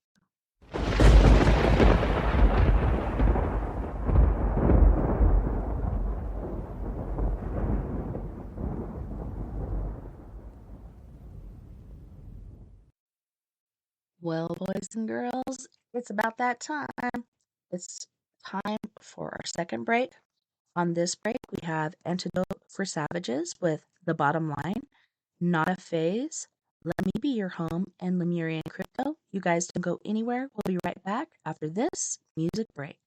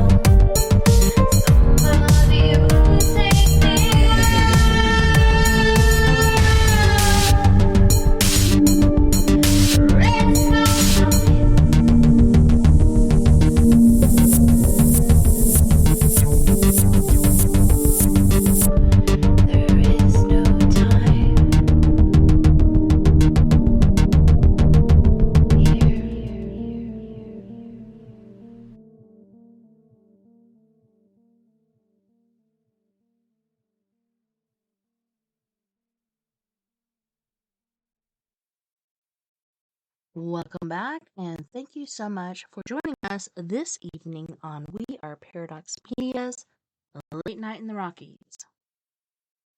This evening, you're with me, TessaTNT, as I read from Bram Stoker's Dracula. Now, for our third hour, we were heading on to Reddit Ghost Stories. But before I go there, you guys, I don't know about you, but I've been having a lot of strange dreams recently. So, like I said, I was at the hospital quite late. Otherwise, I'd be up pretty late anyway. I think I just heard my house mouse squeak. What are you doing? Maybe they're having a fight over the cat food. I don't know. But yeah, I had the general dreams, I think, and then woke up around, I believe it was 10:30 in the morning. So I had about, let's say, 3 or 4 hours of sleep at that point. And yeah, wanted to go back to sleep, set the alarm for 4, then 4:30, then 5 o'clock. It all began at 3:30, but I just kept going later and later as I'd wake up occasionally due to different people in the household or whatnot, and one of the dreams really frustrated me. It was so frustrating. So, I have this dream where I'm getting ready to do the show, and so I have my cell phone and I have my laptop, and each time I look at my laptop, it gets smaller and smaller. Kind of like my laptop for my SLS camera, or SLX. And, I don't know, I kept putting them down as well as my energy drink, and every time I turn around, I could not find them anywhere. So I'm constantly searching, finding, putting down, searching, finding, putting down, searching, finding, putting down. It was so frustrating. I was getting so agitated. There was something my husband did that I don't recall what it was. It could have been a snarky comments or something, but something he did to upset me. And I was just like, come on, I'm trying to find my phone. I'm trying to find my laptop. Like, I gotta do my show. Before I know it, my nephew, which is from my marriage, Lon, was sitting there and just watching. And then I'm noticing water on the floor. Like, somebody flooded the floor with water. And so I'm like, okay, now the floor is flooded. Everything that could go wrong was going wrong, besides losing my equipment, which I generally keep in one place. Except for my cell phone, I carry with me everywhere. I generally don't lose it, but I kept losing them, couldn't find them. Then I'd find them in the weirdest, oddest places. By the time I know it, I'm like 3 hours late for the show. By the time I should have kicked off, I was at the end of the show when I'm about to kick off, so I was 3 hours late. So agitating. So I don't know where that came from. Maybe just all the stress in my life and trying to sleep and just needing sleep. I've needed it so bad this week. It's been insane. I've never been able to sleep like this before, except for the last time I was sick. Like I said, I tested negative for COVID, so I'm not sure exactly what's going on with that, but there it be. I'm trying to remember what the other dreams were, but I can't. But that's the main one that stuck with me. I was just so agitated. Could not stand it. And I was like, hey, Steve Stockton, guess what? I'm 3 hours late for the show. I'm about to kick off. Oh my goodness. Alright, so as I said, for the third hour, we're doing Reddit ghost stories. This story is called Haunted Nightclub. It's by user, which is u/general_AD4870. I have a few ghost stories while working at this venue. I've been working there since January, and it's a regular occurrence that strange things happen. The first incident I remember was when I was new staff. I was doing close down by myself at around 2 a.m., which is very early considering we open till 6 a.m., and I was one of the 2 people in the building. The other person was a manager who was cashing up downstairs. It was just us 2, and I was slightly on edge because something didn't feel right. I'm gonna try and explain how the club is set out so it makes more sense. The way the nightclub is set out is a C shape. There are some booths near the main door on one of the sides along with the female toilets. Across the middle section is some seating and tables and the bar across the wall. The other section was more booths, the men's toilets, and then the door to the smoking area. Behind the door, there is a door that leads down a corridor. If you go straight, there's a fire exit door that's basically used as the staff smoking area / bin area. If you turn right, it takes you downstairs to the cellar, which is where the stock and offices are. I was walking near the customer smoking area, sweeping as I went, and I had heard glasses clinking in near the entrance to the club. I'd gone round the corner, and I could hear it, but the lights were flickering in the booths near the female toilets. Of course, I was absolutely shitting myself, because I was the only one upstairs. I rang my manager, who was downstairs, to tell her what was going on, and she said, "It gets weird in there sometimes." As she said this, the bar mats I'd hung in the entrance to behind the door flew off and slapped on the floor. Naturally, I went downstairs to ask what the fuck was going on. She said the best thing to do is just tell the spirits to leave me alone, and they will. I thought it sounds like bullshit, but I gave it a go, and anyway, it seemed to work.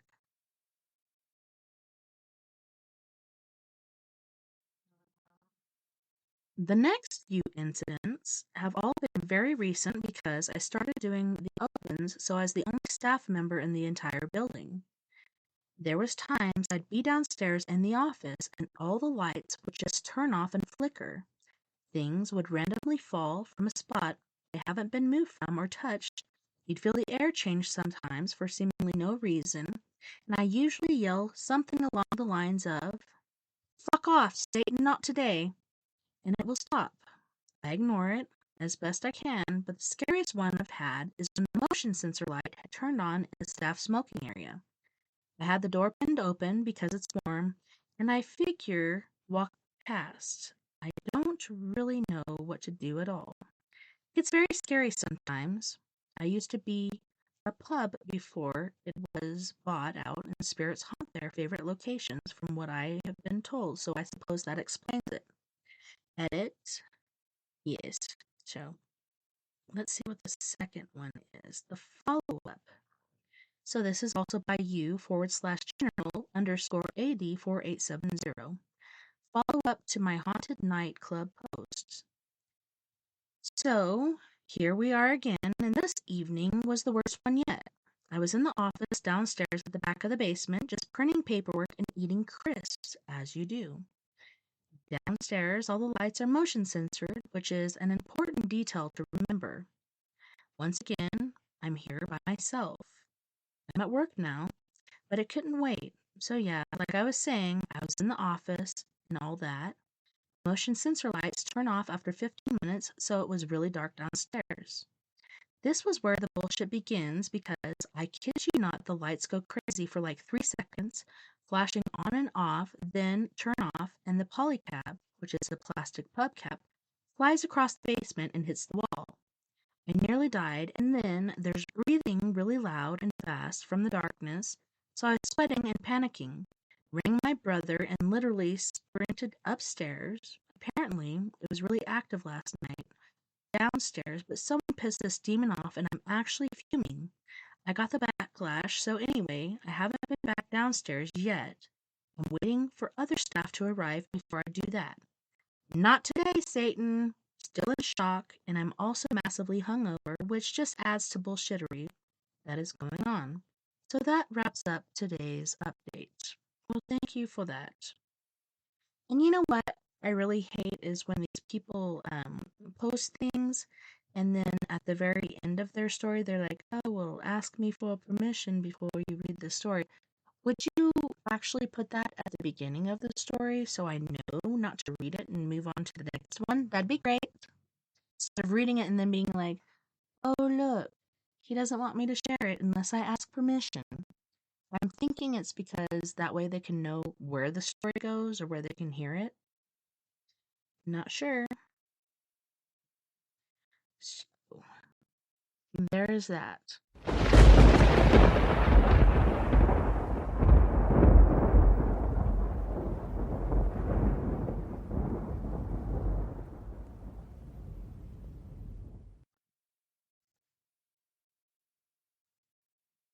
This one is by you /Ray_gun_. Lived in a haunted house for 9 years. From the ages of 14 to 23, I lived in what we believed was a haunted house. Me, my mom, sister, and brother. We all experienced a range of stuff, but my direct and indirect experiences included items would go missing frequently. I noticed particularly my makeup products. 2. Smoking items would fall off the bed and I would find them down the hall next to the bathroom. 3. I brought my laptop and charger into my mom's room, sat on the bed with the charger on the floor, went to get it, and it had completely vanished. No one had come in or out of the room, and I couldn't find it anywhere and had to buy a new charger. Next, things hanging on the wall would swing vigorously side to side, a calendar and heavy-studded mirror with no obvious cause. Next, a snow globe on my bed backboard suddenly fell on my head while going to sleep. I didn't move to knock it off. Next, my hair straighteners would turn on by themselves, and the oven would be turned on to the highest temperature while cooking. Nobody in the house would do this, as it's a huge fire hazard. Next, a couple of times, I went into the kitchen, and all the cupboards and drawers were open. I thought that only happened in horror films. Oh, next, weird noises and banging, like people coming up the stairs. Then there was a cold patch in the lounge. Then my mom was in the kitchen in the middle of the day, heard a groaning noise, turned around and saw a shadow figure in the hallway. Then my sister woke one night to see a girl in robes standing in our bedroom looking down with long dark hair covering her face. My cousin also saw something of similar description once, but I can't say for sure this case was true.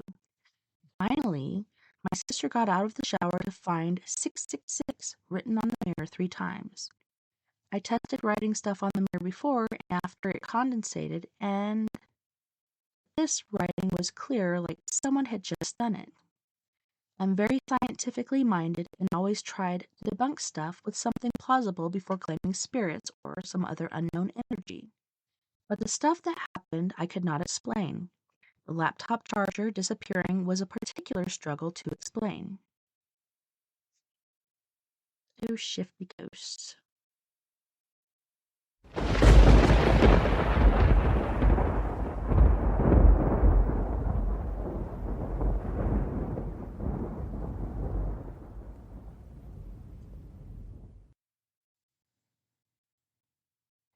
This one is by you /LunarMoon86.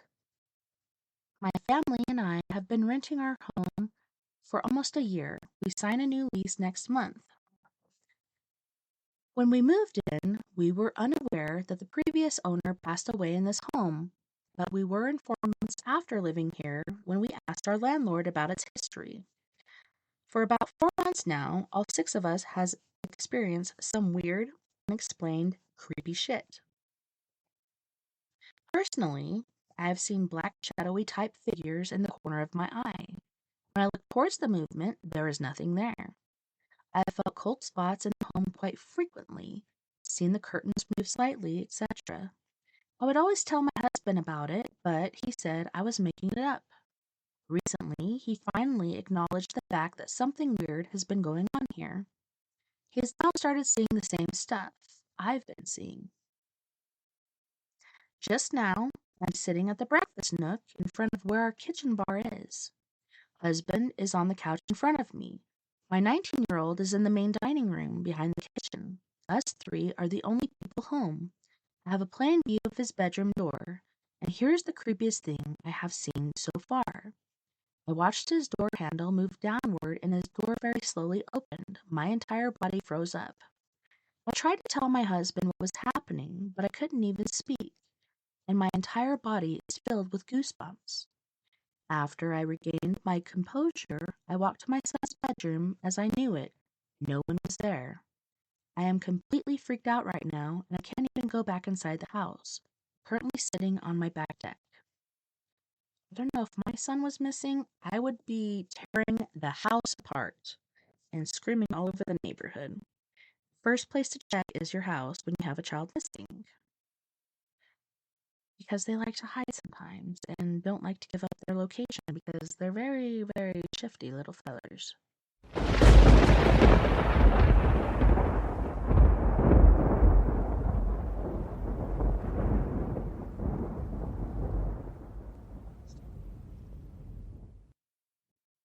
This one is by you/bruhguy8. Ghost in my house? Experience. Yesterday, I was trying for the first time the necrophonic. I asked if there were spirits in my house and something said my name. Then I said that if there were any spirits, they are welcome, and I heard, glad to see you. How is this possible? Well, I think there's ghosts in a lot of our houses, and until you actually are receptacle of their being there or whatnot, they stay quiet sometimes, or they'll throw a fit until you do say, hey, I know you're there. I don't know, things work differently for different spirits. There's really a different story for every situation. This one is by you/Calio_O, a woman's voice. 2 days ago, I had surgery in my ear. It was a tympanoplasty surgery. The surgery went well, and I was able to go home. We had left the hospital around 9 p.m. since I was still nauseous and dizzy, but it wasn't bad. We arrived home at around 11:30. My mom and I lived in an apartment building. We live on the 3rd floor, so we took the elevator since I was dizzy to take the stairs. I didn't have my balance. We live at the end of the hall, but my mom helped me walk. We get in, get ready for bed, and then go to sleep. The next day was okay. I was in pain, but I was taking pain meds to help. The day was long and slow, but finally, once I get into bed, it's hard to breathe. Weird, I thought. I was unable to breathe just fine all day until I lay in bed. I was on and off my phone most of the night. Around 1:15 a.m., I tried to fall asleep. I closed my eyes, I relaxed my body, I was starting to fall asleep until I hear a woman's voice right beside me say, "You're okay now." It freaked me out. I opened my eyes and looked around. No one was in my room. The voice was low-pitched but soft. I could feel somebody right beside me at that time, and someone touched my shoulder. It was really weird.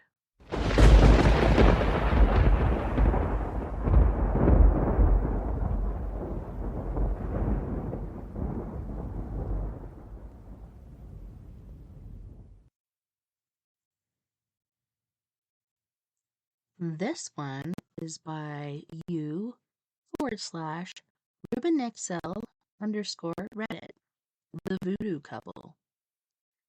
This thing happened to me today. A year ago, my mother was at my grandparents' house by the sea, and she took a walk in the nearby pine forest. Towards the thickest part, she found a tent with some sort of altars and obelisks outside. Inside the tent, there was a couple who, when they saw her, closed themselves inside and began to pray. It was not clear what they were saying, but it was certainly something satanic. But that's not all. A few weeks ago, we found a voodoo doll on the beach, and we called a priest who told us to burn it, but in the afternoon, we didn't find it anymore. Until today, with homemade metal detector consisting of a calculator and a radio, we detected something. It was not metal because no matter how much we dug, we found nothing. As I learned from watching Ghostbusters, ghosts and other paranormal activities give off some kind of electromagnetic anomaly that disturbs metal detectors, radios, and phones. Well, this one looks interesting. This one's by you/Garlic Bread Fairy. Toilet paper ghost experience. I've always loved horror and ghost stories, but have had a healthy dose of skepticism when it comes to real-life supernatural encounters. That was until this incident occurred in 2015. I was visiting a friend in Portland for the weekend, Halloween weekend, as a cliche as that sounds. The house my friend lived in with several other roommates was old. Everything creaked and groaned, especially at night. I wish I knew how old it was exactly, but I do not. On my initial tour of the house, I noticed it had a laundry chute from upstairs bathroom leading to the basement cellar, where the laundry machines and a bunch of old spooky furniture from residents past smoldered and sat, getting covered in dust and spider webs. They never touched the old stuff, but it was there.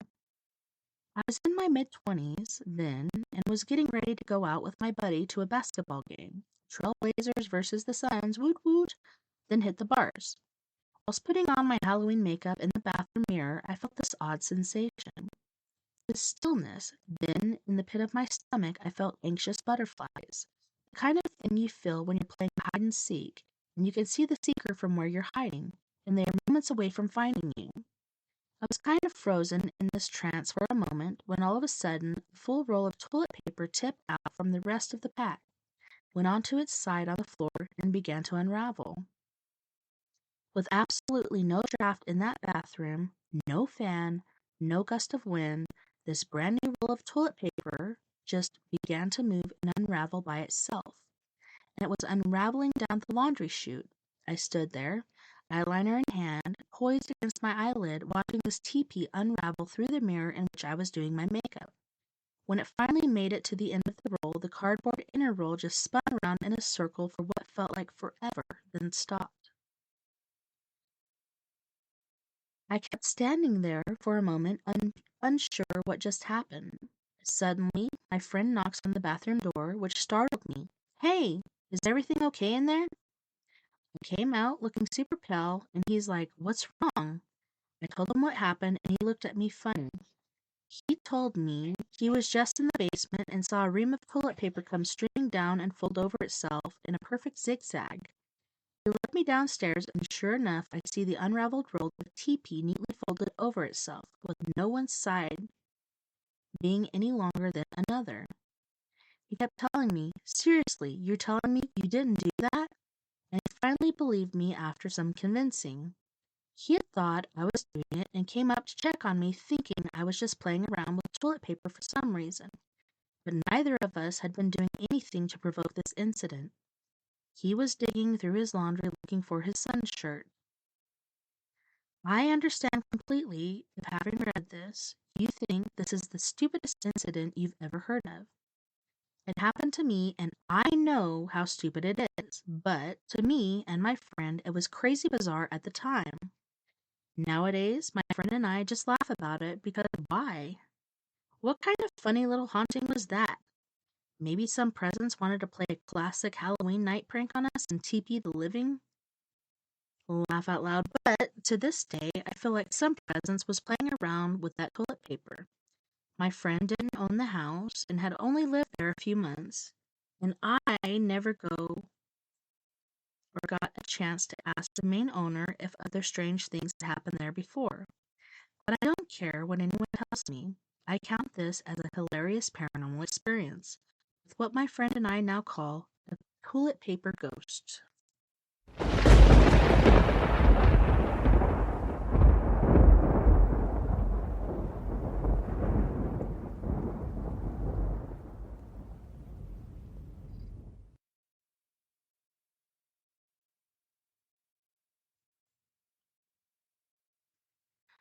This one is by u/Mary_999. I saw the devil in my dream. Experience. I never had realistic dreams. I usually don't even remember them. But some time ago, I had a terrible dream. It was very realistic, and even when I woke up, I thought it was real. In my dream, a scared stranger enters my room through the window. He screams and begs for help. He says something is chasing him and he doesn't want to die. When I calmed him down and led him out through the main door, I heard a strange noise. I turned around to locate the source of the sound, and when I turned back again, the man wasn't there. The sound repeated, and then I saw an open gate on the other side of the yard. Something came in through the gate. It was a naked man with the legs and head of a goat. Despite the street lamp shining right at him, I couldn't see anything but black figure. It was as if it were made of shadow, but he was very material. I felt the ground tremble under his hooves. I couldn't move. Tears filled my eyes. After a while, I came to my senses and ran home. My grandmother practically pulled me inside. She closed the door and knelt beside it. She told me to do the same. In this position, we began to pray. Something was knocking and scratching at the door. When I woke up, it was hard to breathe and my face was wet with tears. I don't think it's just a dream. I think it could have been more than that. Do you think it could have been a possession attempt? Sorry about my English, by the way. I know it's not perfect.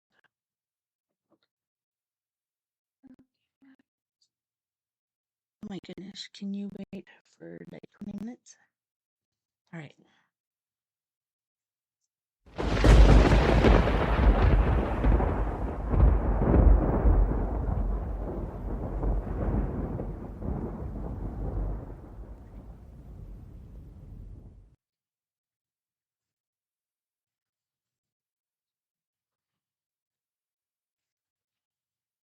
This one is by you/inevitable-heart5388.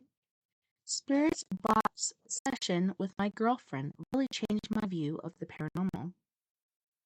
Just had an awesome session. Bought a spirit box PSB7T, which has a built-in temperature measurement device. Basically, makes sound according to how big of a difference there is, and lights up. Flickers red, increase in temperature, or blue, decrease. Bedroom, only me and my girlfriend, window open, could feel the cold air on my feet, spirit box on my lap. Asked for increase in temperature and it delivered. Had some intelligent responses during the whole circa 3 hours. A lot of them really personal. We are sort of a new couple, 6 months, and it is really possible we were talking with my girlfriend's great-grandma. She said, "Write it down." My girlfriend told me to open notes on my phone. I did, and the same voice said, "Sign, personal stuff." I didn't know about my girlfriend's family. The LED was glowing red for a solid 2 minutes. After a while, I asked for a blue light. After no more than 10 minutes, it was glowing blue. A male voice even said, "There's a draft." So I closed the window and soon after blew again. Before all of this, we went to the basement. All flats in this building share. My girlfriend was previously uneasy and felt like being watched. Dark energy was in there. Around 5 months ago, I tried an EVP session in there and didn't get a single strange noise or voice. Today, I had headphones, not being able to hear a single voice around me. A deep male voice, mostly heard after asked, said the name Cuba, which is Jacob in my language, multiple times. Once even said, "Behind you." Circa 2 minutes after that, my girlfriend freaked out and repeatedly told me to get the F out of the basement, not explaining why. I myself kind of freaked out and we ran out. While closing the door, the same deep voice said, and I swear to God, "Don't go," followed by a woman's half screaming, "Help!" And then she told me she saw something dark and heard a growl behind me. While typing this out, I myself know that I would never believe this kind of story if said by someone else. But I'm happy everything is typed down on the internet, so I will never forget about the night of my first ever spirit box sesh. Thanks for reading. I will continue tomorrow for sure, not in the basement again though. I have a short video of the LED glowing red. Can post it in the comments section and answer your questions.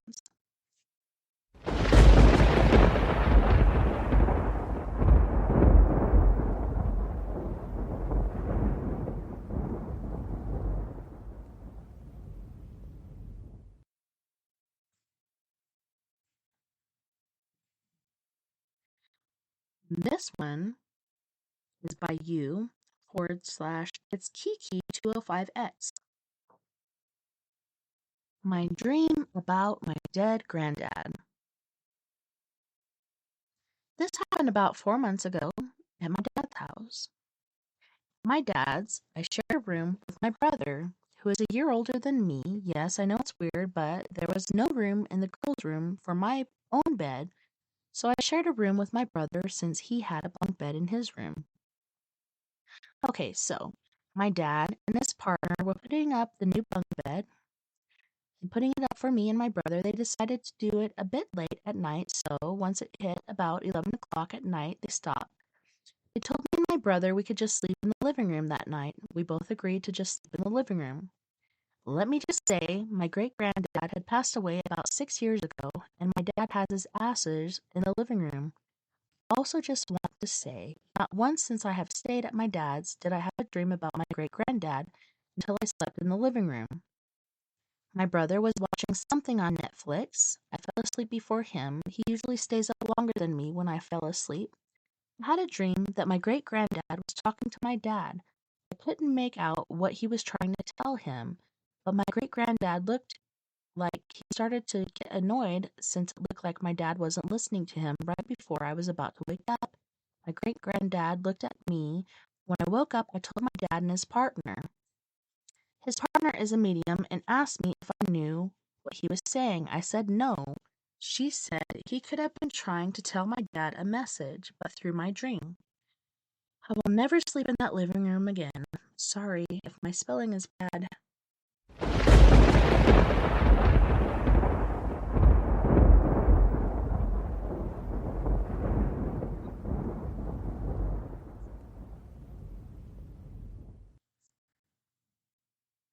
This one is by you/Icarus. Did I have some kind of demonic encounter in my sleep? I'll be honest, this kind of stuff scares the hell out of me. So much so, I wouldn't even dream of saying a name from the dream, but I'll type how it sounds pronounced because that should be fine, right? I had a dream that I was lying in bed and my dad was holding a crucifix aimed at me. It was burning his hand, and he had this weird circular geometric looking burn on his face, neck, and forehead. He said I had one too underneath my left eye, but it didn't hurt. My grandma walked in and said, "What are you all doing?"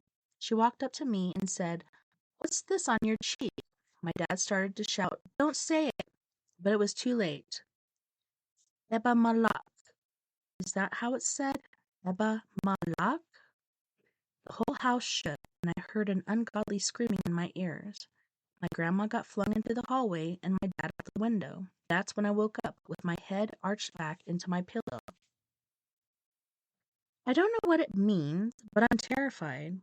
I have a history of seeing spirits, so when demonic entities get involved in my dreams, all I can think is, nope, not happening. I'm good. I know that people say that dreams aren't real, and that's what you guys want. But I just can't brush it off. It's terrifying. So, should I be concerned?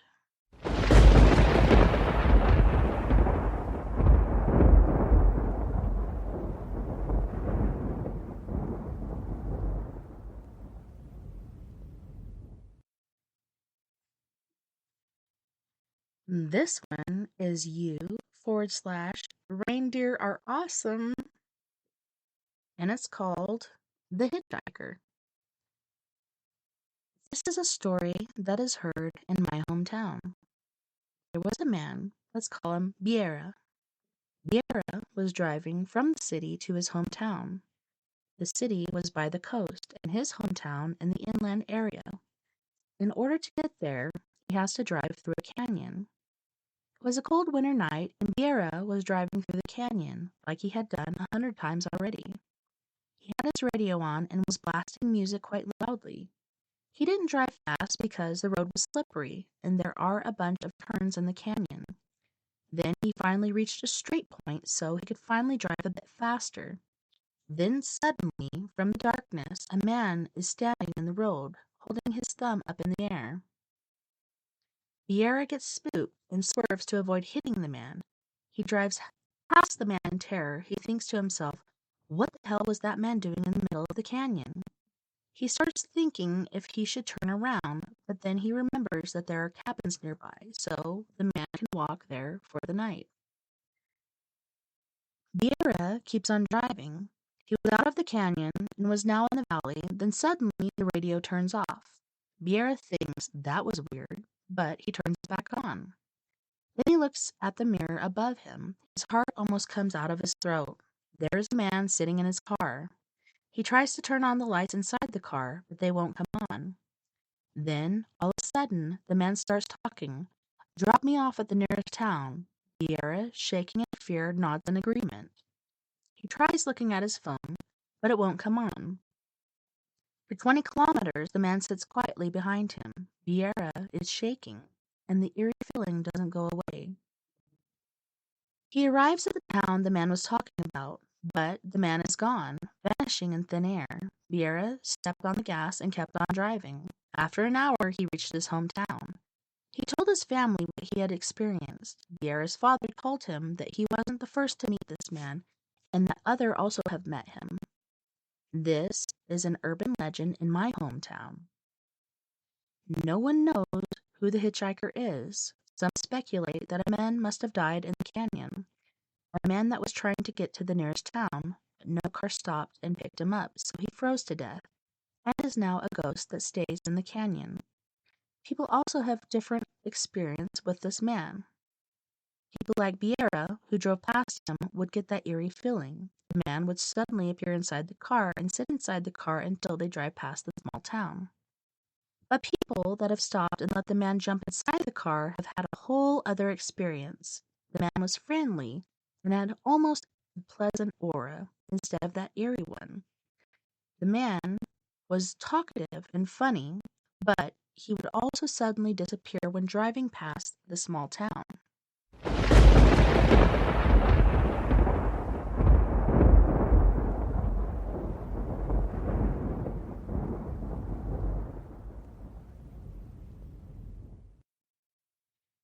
This one is by you /curious_Rin_5555.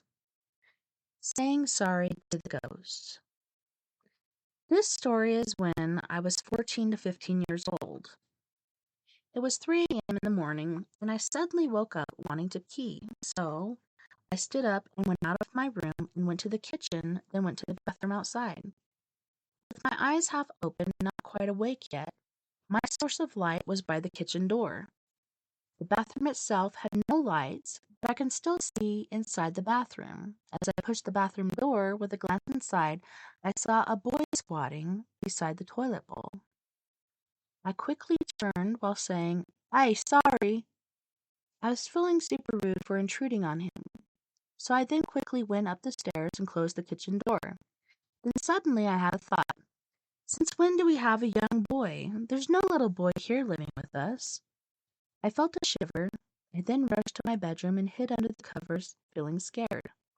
The bathroom door is facing my bedroom wall, then to my back. It's like U-shaped. Also, I could really see the boy crouching, his black hair, shirt, and pants.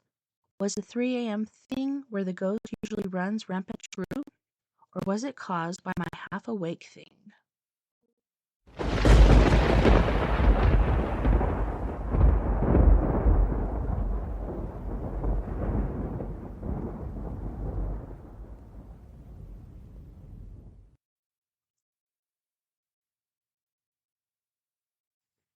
This one is by you, Octagon House. Gettysburg Orb on Cemetery Ridge. Just got back from a visit to Gettysburg in Pennsylvania. Stayed at the Best Western next to Cemetery Ridge. My room actually looked out onto the ridge. On the first night, I woke up at 5 a.m. and looked up the window at the hill. It was a clear night without a moon, so the hill was completely dark. All I could see was the outline of the ridge. I stared at the ridge/tree line for about 2 minutes, not knowing what I was looking for and just thinking about the battle there. For some reason, I started thinking about what if I saw a ghost or an orb, and at that very moment a bright round white ball of light came on in the tree line at the ridge of the hill. It didn't look like a flashlight since it didn't have a beam or variant in any way as it moved. It was about the size of a softball, I imagined, since it was about 150 yards away. It started moving right to left along the tree line and sped off across the hill towards the angle, if you know that location on Cemetery Ridge. The whole thing lasted about 30 to 45 seconds, and as it was happening, I wanted to run over and grab my phone to take a picture or video, but didn't want to miss anything. I was also trying to figure out what it was. Once it was gone, there was nothing. Nobody on the ridge from what I could see, so I got my phone and recorded about 10 minutes while watching for it to come back. Unfortunately, nothing appeared, and the daylight was starting to break, so I could start making out the actual trees and a few statues, monuments, etc. on the ridge. Needless to say, I couldn't get back to sleep. I should just add the movement of the light from right to left was erratic, and when it sped off, it was extremely fast and leaving trace of light behind it. In my opinion, nobody could have run that fast, and there was no indication of a motorcycle, bike, or car.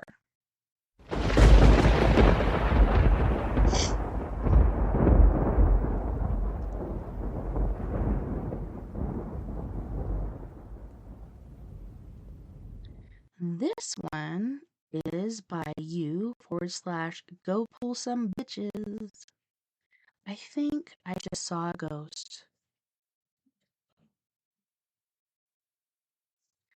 I just saw a ghost. I'm not high, I'm not drunk, I'm not on any drugs, but I just saw a ghost. Okay. I'm in my room playing God of War. Next to my TV is my door so I can see anyone who passes by. Right across from my room is my sister's door, so it's like a T, or two doors in a hallway going down.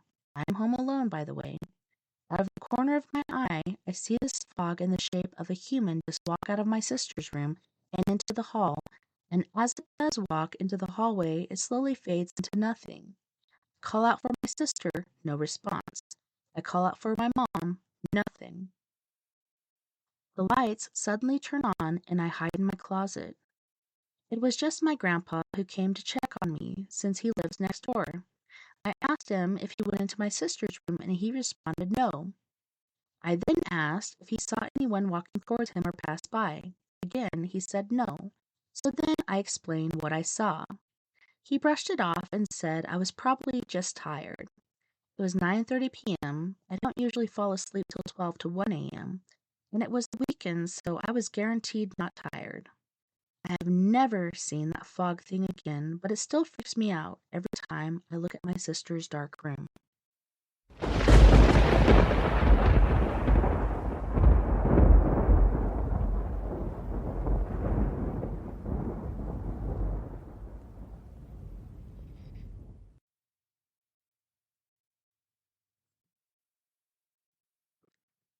This one is by you, curious underscore Ren underscore 5555. Was I played by spirits or ghosts? In Asia, parents would always tell their children to stop playing outside when it's almost 6 p.m., saying that's the time where playful spirits or ghosts come out to play. When I was 11 years old, my mom would also do that, but this one day she was preoccupied with my aunt who had just arrived. So they had a lot of chatting up, of course. One moment I was with them eating the snack my aunt brought, and the next I was outside running to the gatehouse. My father was just outside the gate cutting the grass with a grass cutter. The grass cutter was pretty loud, so I'm sure he wasn't aware I was by the gate playing with it. We were living by the wood factory. My father was the one in charge of the guardhouse and the gate. The gate was pretty big, and when it went up, it could slightly bring me up too, so it was fun and I felt like flying as I slowly descended with the gate as it went down. As far as I remember, as soon as I put my feet to his heart-shaped still, where the gate is usually at when it closed, my memory went black there. The next thing I woke up, I was a few feet down from the gate and my forehead is bleeding. My left thigh is swollen. When I looked up, I saw the huge, and mind you, heavy gate was down the road a few feet away from me. At that time, my thoughts were, how did I get injured? What happened?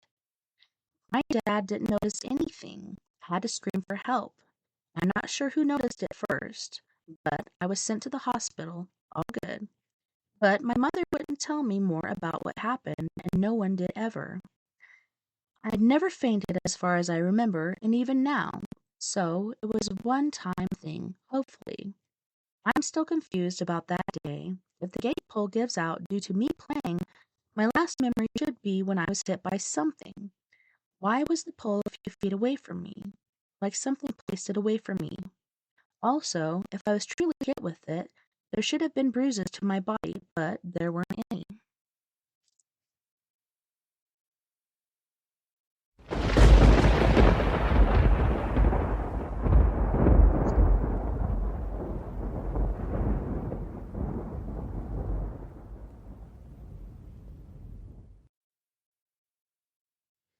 Well, I just want to thank you guys so much for being here tonight for We Are Paradox Media's Late Night in the Rockies and Story Time with me, TessaTNT. As described before, this evening, for the first 2 hours, we were reading Bram Stoker's Dracula. Very nice. My sister is inviting me to go on a cruise to Europe, so hopefully we'll get to go to Ireland, the UK, and other places, Scotland. So I hope if I do get to go, which will be in 2005, I will get to see some of my very near and dear friends. That would be super amazing. Totally looking forward to it. But yes, I'm pretty sure that Bram Stoker is from Ireland, but I'm just taking a guess on that. Not quite sure.